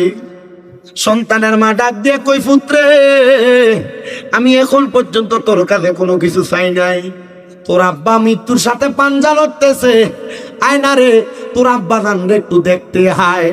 সন্তানকে আমি আমার মার কথা ফালাইতে পারি নাই রে, কারণ মার কথা যে সন্তান শুনে না, ওই সন্তান আল্লাহর দরবারে মুখ দেখাইতে পারবে না, আল্লাহ তারে পছন্দ করে না। কোন সন্তান রে বউয়ের কথা শুনে মারে ধমক দাও? কোন সন্তান রে বাহিরে ঝগড়া ফাসাদ করে আইসা মা বাপরে ধমক দাও? আমিও মাঝে মাঝে আল্লাহর দরবারে মাপ চাই, আল্লাহ জানি না মা বাবার সাথে সুন্দর আচরণ করতে পারি কিনা, তবে তুমি যদি মাপ না করো আমারে কেউ মাপ করবে না। এ মুরব্বী বাবা, এ যুবক ভাই, এ বুড়া মুরব্বী বাবাজিরা, ছোট বাচ্চারা, কোনদিন মা বাপ কোনো কাজের জন্য বললে পারতাম না বইলা কথাটা ফালাই দিও না, আল্লাহর দরবারে ধরা খেয়া যাইবা। কোনদিন মা বাপ তোমারে ধমক দিলে মা বাপরে গেঙ্গরি দিয়া তাকায়ও না, মা বাপের দিকে বাঁকা নজরে তাকায়ও না, খুদার কসম কোনো জবাব দিতে পারবা না। মুসলমান রে, ওই সন্তান মার কথা শুই না দৌড়ে তার আব্বা জানের কাছে গেছে, আব্বা গো আপনি আমারে বুঝি দেখতে চাইছেন? এ আব্বা, আমি নেশা করার কারণে তুমি আমারে পছন্দ করো না, আমার কাছে আসো না। বাবা রে, আমি তো মারা যাব, তোরে একবার শেষবারের মতো আমি দেখতে চাইছি। সন্তান কই সুযোগ পাইছি, ডাক দিয়া কই, আব্বা জান আপনি মারা যাইবেন, সারা জীবন পর্যন্ত নেশা করেছেন, আমি আপনার কাছে আবেদন জানাই, আপনি এই মুহূর্তে তাড়াতাড়ি আপনার মুখটা ধৌত করেন, ওযু বানান, আমি আপনার কালেমা পড়াই গো আব্বা জান। বলে আমি আমার সন্তানের কথা শুই না, ওই দিন রাত্রবেলা কালেমা পড়ছি, আমার সন্তানের কথা শুই না ওযু কইরা শুইছি, ওযু কইরা শুইয়া রাত্রবেলা এশারের নামাজ পড়া পরের দিন ফজরের নামাজও পড়ছি। ফজরের পরে আমি যখন ঘুমাইছি, ঘুমানোর পর আর আমি সজাগ হইতে পারি নাই, আমি ইন্তেকাল করেছি। ইন্না লিল্লাহি ওয়া ইন্না ইলাইহি রাজিউন। আমি যখন ইন্তেকাল করলাম, এরপর থেকে আল্লাহ তাআলা আমারে নাজাত দান করেছে। বলে কারণ কি? কারণ কি? বলে আমার সম্পদের অভাব নাই, আমার টাকা পয়সার অভাব নাই, ধন দৌলতের অভাব নাই, আমার আল্লাহ তাআলা আমার ধন দৌলত গুলা আমার সন্তান ওয়ারিসদার হওয়ার কারণে সে আল্লাহর কোরআন শিখা তার সম্পত্তির মধ্যে সে আল্লাহ তাআলার কোরআনের দাওয়াত দেওয়া শুরু করেছে। হে হুজুর, এই জন্য আমার আল্লাহ তাআলা আমার সারা জীবনের গুনাহ এক রাতের তওবায় মাফ করে দিছে।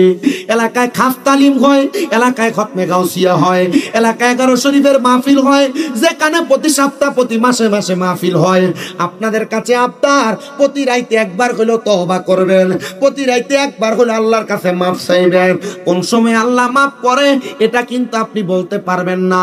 আল্লাহ যদি মাফ করে, ওই ক্ষমার কারণে, মাফের কারণে আপনি দুনিয়া আখিরাতে মাফ পেয়ে যাবেন।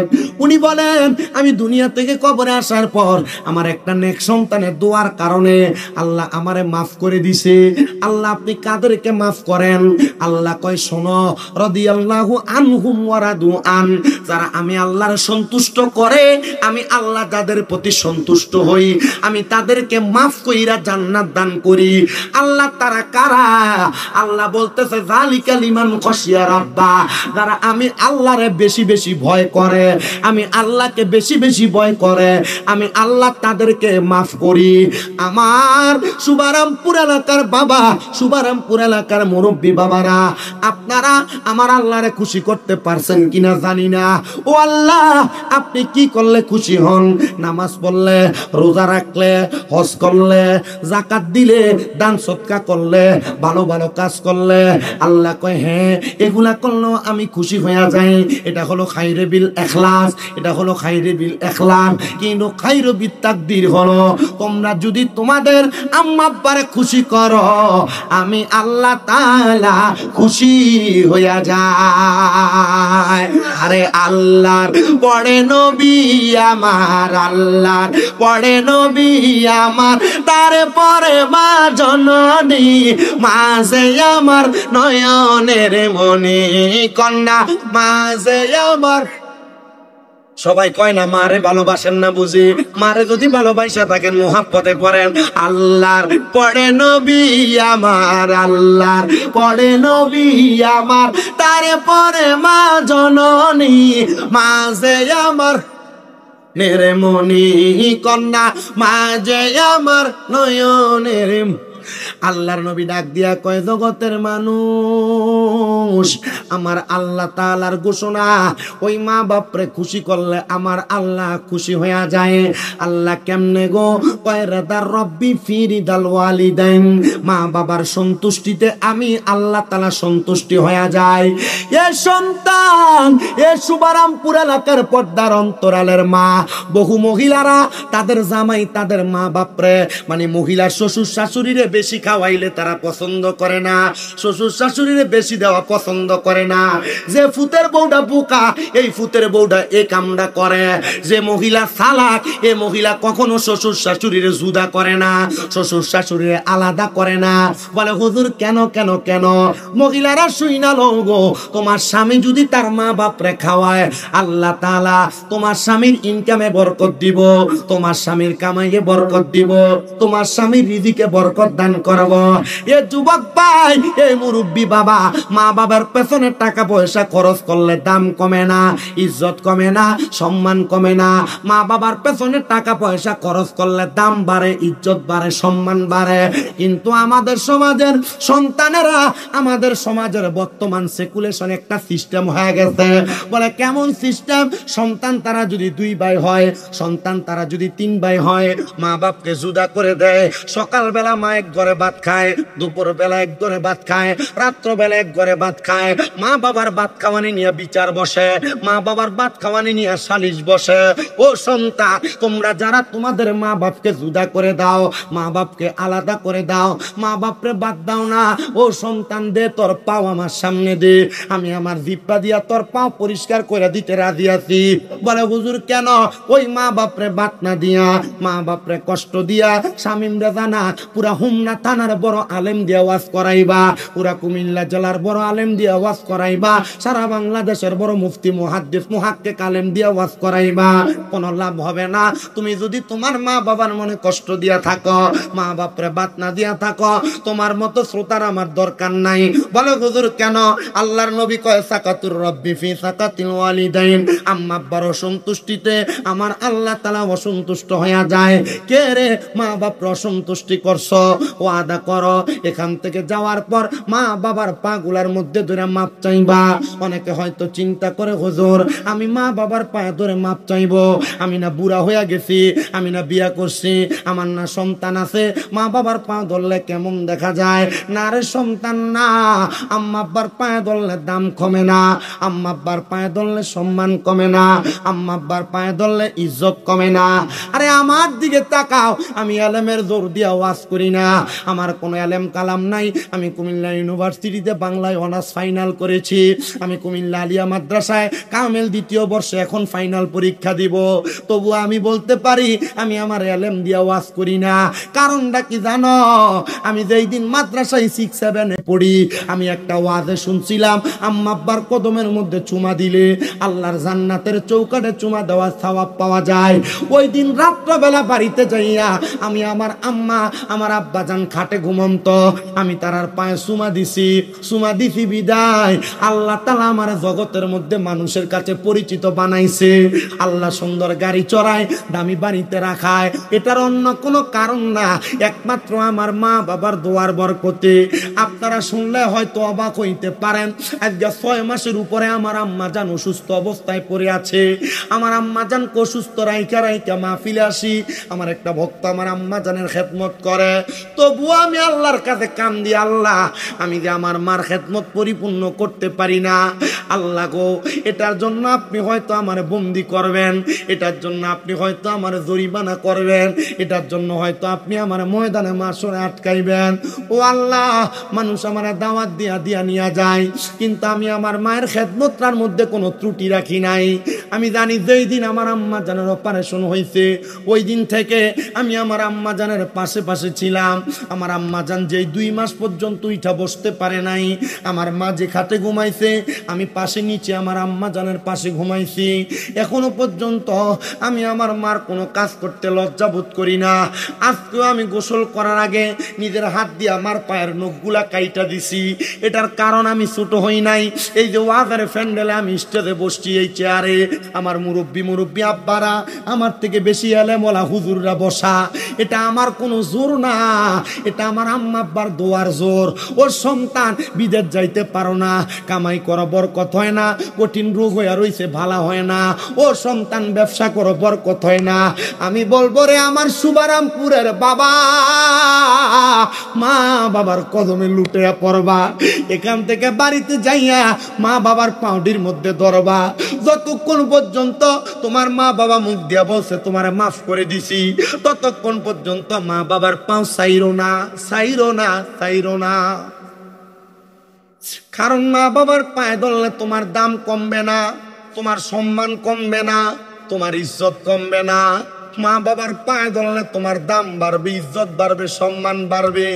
আরে আমি শুধু পায়ে ধরে সালাম করি না, আমি মাঝে মাঝে সুযোগ পেলে আমার ঠোঁটটি দিয়া মা বাবার পায়ে চুমা দেই। চুমা দিলে কি স্বাদ, কি মজা, আল্লাহর জান্নাতের চৌকাঠে চুমা দেওয়ার সওয়াব পাওয়া যায়।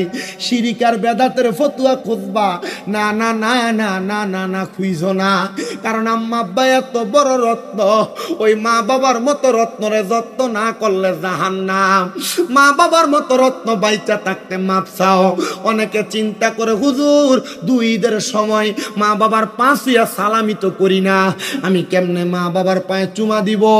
এ সন্তান, তুমি চুমা দাও আর না দাও, তুমি পা ধরে মাপ চাও আর না চাও, জানো নি রে যাদের মা নাই, যাদের বাবা নাই, তারা চিন্তা করতেছে হুজুর যাদের বাড়িতে বাবা আছে, যাদের বাড়িতে মা আছে, তারা বাড়িতে যায় মার পায়ে ধরে মাপ চাইবো। আমার তো আম্মা নাই, আমি কার পায়ে ধরে মাপ চাইবো? অনেকে চিন্তা করে হুজুর যাদের বাড়িতে বাবা আছে তারা বাড়িতে যাইয়া বাবার পায়ে ধরে মাপ চাইবো। ও হুজুর আমার তো আব্বা নাই, আমি কার পায়ে ধরে মাপ চাইবো?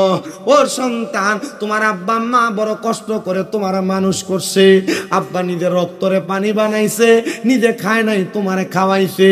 আজকে ওই বাবা কবরে, আব্বা কবরে কেমন আছে তুমি সন্তান জানো না। ভালোবাসি তোমায় বাবা, বুকটা যে যাইছি রে, তোমার কথার হৃদয় মাঝে পড়ছে বারে বারে। বাবা তুমি কেমন আছো ছোট মাটির ঘরে, তোমার কথা হৃদয় মাঝে পড়ছে বারে বারে। বাবা গো ও বাবা, বাবা গো ও বাবা, এ সন্তান তোমার বাপ মা তোমার লাখ লাখ টাকার জায়গা জমি দিয়া গেছে, তুমি ওই জায়গা জমি ব্যবহার করো, কিন্তু তুমি তোমার মা বাবার জন্য দোয়া করো না। সন্তান রে, মা বাপ তোমার যে লাখ লাখ টাকার সম্পদ দিয়া গেছে, তুমি প্রতি মাসে মা বাপরে যদি ফল কিনা খাওয়াইতা, তুমি 12 মাসে 12,000 টাকার ফল কিনা খাওয়ানো লাগতো, কিন্তু তোমার মা তোমার আব্বা যান এখন কবরে, মা বাপরে খাওয়াইতে পারো না। মা বাপ যে জায়গা জমি দিয়া গেছে, যদি তোমার না থাকতো, যদি ভাড়া থাকতা, প্রতি মাসে 5,000 করে ভাড়া দিতা, 12 মাসে 60,000 টাকা ভাড়া দেওয়া লাগতো। একটা সন্তান কইবা হুজুর আমার মা বাপ থাকলে মা বাপরে খাওয়াইতাম। এই কবরস্থানটার জন্য আমি আমার আম্মা আব্বার মুহাব্বতে আমি 20,000 টাকা আল্লাহর হস্তে দান করে দিব, আমি 50,000 টাকা আল্লাহর হস্তে দান করে দিব, আমি 10,000 টাকা আল্লাহর হস্তে দান করে দিব। প্রধান বক্তার কাছে মাইক দেওয়ার আগে আমি একটা সন্তান চাই যার মা দুনিয়াতে নাই, যার বাবা দুনিয়াতে নাই, বলে হুজুর আমি যদি আমার আম্মা আব্বারে পাইতাম, আমার সম্পদের সব আমি আমার মা বাবার পেছনে ব্যয় করতাম। এখন আমার মা কবরে, আমার বাবা কবরে, এই কবরস্থানের উন্নতি কল্পে একটা সন্তান নিয়ে আসো, 20,000 টাকা আল্লাহর রাস্তায় এই কবরস্থানের জন্য দান করবা। পারলে নগদ দিবা, না পারলে 2 মাস 5 মাস 1 বছর পরে দিবা। আসেননি একটা সন্তান 20,000 টাকা দিবেন, 20,000 দিবেন, শুধু হাতটা তুলবেন, হুজুর আমার মা নাই, আমার বাবা নাই, বংশের কবর আযাব আমি মাপ চাই, আমি 20,000 টাকা আল্লাহর রাস্তে এই কবরস্থানের জন্য আমি দান করব। একজন আছে, হাতটা বাড়ায় বলবেন, একজন সন্তান। সবাই একটু দুরূদ শরীফ পড়েন, আল্লাহুম্মা সাল্লি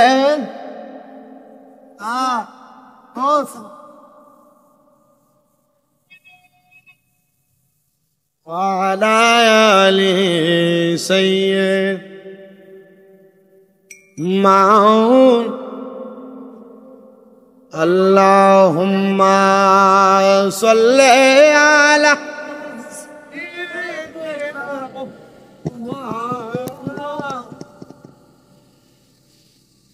وعلى آله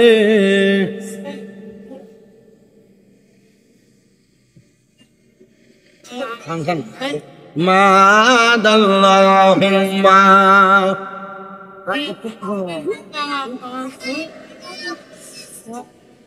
مولانا وعلى آله سيدنا 20,000 টাকা দেওয়ার মতো একটা সন্তান চাই। বলো হুজুর আমি 20,000 পারবো না, আমি 10,000 টাকা আল্লাহর হস্তে এই কবরস্থানের উন্নয়ন কল্পে দান করব। আমি আপনাদেরকে একটা হিরিক দিয়ে দিচ্ছি, পারলে নগদ দিবেন, না পারলে 2 মাস 3 মাস 5 মাস 1 বছর পরে দিবেন। আসেননি রাধা মিয়া ভুইয়া, আপনার নাম নেই? মারহাবা, এটা তাকবীর হবে। আপনার আব্বা আম্মা চিনি বেটা? আব্বা আম্মা নাই? নারায়ে তাকবীর, নারায়ে রিসালাত। আল্লাহ কবুল করো, মঞ্জুর করো। মোহাম্মদ রাজা মিয়া ভুইয়া উনি দান করে দিয়েছেন 15,000 টাকা। জোরে বলি মারহাবা। আল্লাহ তোমার বান্দা জনাব মোহাম্মদ রাজা মিয়া ভুইয়া সাহেব যে আশা করে আল্লাহ এই গুরুস্থানের উন্নয়ন কল্পে দান করে যায় 15,000 টাকা। আল্লাহ তুমি তার বংশের কবর আযাব মাফ করো, হায়াতে বরকত দান করো, রিজিকে বরকত দান করো, মনের নেক নেক আশাগুলো পূরণ করো। আল্লাহ রাজা মিয়ার মনের নেক আশা পূরণ কইরা বিপদ থেকে মুক্তি দান করো। আসেন নাকি একটা ধন্য মায়ের ধন্য সন্তান, ধন্য বাবার ধন্য সন্তান, গুরুস্থানের উন্নয়ন কল্পে 10,000 টাকা দান করার মতো আসেনি কেউ? 10,000 দেওয়ার মতো আছেন নাকি? বলে হুজুর 10,000 পারবো না, আমি 5,000। হ্যাঁ জি মারহাবা, তাকবীরটা একটু জোরে হবে। নারায়ে তাকবীর, নারে রিসালাত। আল্লাহ কবুল করো, মঞ্জুর করো। আজকের মাহফিলের সম্মানিত সভাপতি হাজী মোহাম্মদ আব্দুল মুনাফ সাহেব, উনি দান করে দিয়েছেন 20,000 টাকা। আর ধরে বলেন নাম্বার হাওয়াম। আল্লাহ কবুল করে, মঞ্জুর করো। হাজী আব্দুল মুন্নাফ সাহেবের মনের আশা পূরণ করো, বংশের কবর আযাব মাফ করো, কামাই রুজি বরকত দাও, হায়াতে বরকত দাও, রিজিকে বরকত দাও, মনের নেক নেক আশাগুলো পূরণ করো। আল্লাহ তোমার বান্দা হাজী আব্দুল মুন্নাফ সাহেব যে আশা করে 10,000 20,000 টাকা জমা, আল্লাহ তুমি কইরো তার জীবনের গুনাহ ক্ষমা। জোরে কোন মারহাবা। আল্লাহ জবাব কবুল করে। আসেননি আমি 10 জন মানুষ চাই, 10 জন বলে হুজুর আমার মা নাই, আমার মা কবরের বাসিন্দা, আমার বাবা নাই, আমার বাবা কবরের বাসিন্দা। মা বাপ বাইসা থাকলে মা বাবার পেছনে খরচ করতাম, আমি আমার মা বাপরে ভালোবাসা 5,000 টাকা দান করব। বড় ভাই নাম কি? ভাই দান একটু দেখেন তো ওনার নাম। মোহাম্মদ রফিকউদ্দিন, রকিবউদ্দিন ভাই। বাড়ি কোথায়? বুড়বুড়িয়া নিবাসী। বুড়বুড়িয়া কি কাছে নাকি এদিক দিয়া? মারহাবা। আমি তো গেছিলাম মনে হয় একবার। আল্লাহ কবুল করো, মঞ্জুর করো। মোহাম্মদ রকিবউদ্দিন ভাই উনি দান করে দিয়েছেন 5,000 টাকা। জোরে কোন মারহাবা। আল্লাহ তোমার বান্দা মোহাম্মদ রকিবউদ্দিন মিয়া বুড়বুড়িয়া নিবাসী যে আশা করে দান করে, আল্লাহ তুমি তোমার বান্দার মনের আশা পূরণ করো, বংশের কবরের আযাব মাফ করো, হায়াতে বরকত দাও, রিজিকে বরকত দাও, মনের নেক আশা পূরণ করো। আমিন। মারহাবা। শুভারামপুর নিবাসী মোহাম্মদ জীবন মিয়া দান করে দিয়েছেন 5,000 টাকা। আল্লাহ কবুল মঞ্জুর করো। আল্লাহ জীবন মিয়ার মনের আশা পূরণ করো, বংশের কবর আযাব মাফ করো, হায়াতে বরকত দাও, রিজিকে বরকত দাও। আল্লাহ জীবন মিয়ারে তুমি কবুল মঞ্জুর করো। এরপরে কে দান করবে 5,000 টাকা? হুজুর আমার মা নাই, হুজুর আমার বাবা নাই, আমি মা বাপরে বড় ভালোবাসি, দান করব 5,000 টাকা। হাত তুলবেন আর নামটা বলবেন। নাম কি? নাম কি? নাম কি আব্বা? গিয়াসউদ্দিন সাহেবের বাড়ি কোথায়? শুভারামপুর নিবাসী মোহাম্মদ গিয়াসউদ্দিন সাহেব। আল্লাহ তোমার বান্দা করে যায় 5,000 টাকা জমা। আলহামদুলিল্লাহ। কত কত? নারে তাকবীর, নারে রিসালাত। আল্লাহ কবুল করো, মঞ্জুর করো। আল্লাহ তোমার বান্দা জনাব মোহাম্মদ গিয়াসউদ্দিন সাহেব উনি দান করে দিয়েছেন 20,000 টাকা। আল্লাহ তোমার বান্দার মনের আশা পূরণ করো, নেক মাকসুদ পূরণ করো, বিপদ থেকে হেফাজত করো, আল্লাহ রোগ সুখ বালা মুসিবত থেকে হেফাজত দান করো। আমিন কর, আমিন। এরপরে মারহাবা। মোহাম্মদ মোশাররফ ভুঁইয়া উনি দান করে দিয়েছেন 10,000 টাকা, নগদ 5,000 টাকা। আল্লাহ কবুল মঞ্জুর করো। মোশাররফ ভুঁইয়ার মনের আশা পূরণ করো, বংশের কবর আযাব মাফ করো, হায়াতে রিজিকে বরকত দান করো। আছেন নাকি আরেকজন সন্তান? নাম বলেন। মুনায়ম মিয়া। আল্লাহ তোমার বান্দা জনাব মোহাম্মদ মুনায়ম মিয়া দান করে দিয়েছেন 5,000 টাকা। আল্লাহ মুনায়ম মিয়ার মনের আশা পূরণ করো, বংশের কবরের আযাব মাফ করো, হায়াতে রিজিকে বরকত দান করো। আল্লাহ তোমার বান্দা মুনায়ম মিয়া যে আশা করে দান করে আশা পূরণ করো। আমিন। জাভেদ সরকার দান করলেন 5,000 টাকা। আল্লাহ কবুল মঞ্জুর করো। জাভেদ সরকারের মনের আশা নেক মাকসুদ পূরণ করো। আমিন। বংশের কবর আযাব মাফ করো। আল্লাহ মক্কা আর মদিনা না দেখাইয়া মরণ দিও না। এরপর আছেন নাকি আরেকজন সন্তান? বলে হুজুর আমি 5,000 টাকা। জাহাঙ্গীর সরকার। মারহাবা কোন মারহাবা। আল্লাহ তোমার বান্দা জাহাঙ্গীর সরকার সাহেব দান করে দিয়েছেন 10,000 টাকা। মারহাবা। আল্লাহ তোমার বান্দার মনের আশা পূরণ করো, নেক মাকসুদ পূরণ করো, হায়াতে রিজিকে বরকত দান করো। এরপরে আছেন নাকি আর দেওয়ার মতো? কোনটা মুবারক ভাই? কোনটা? মারহাবা।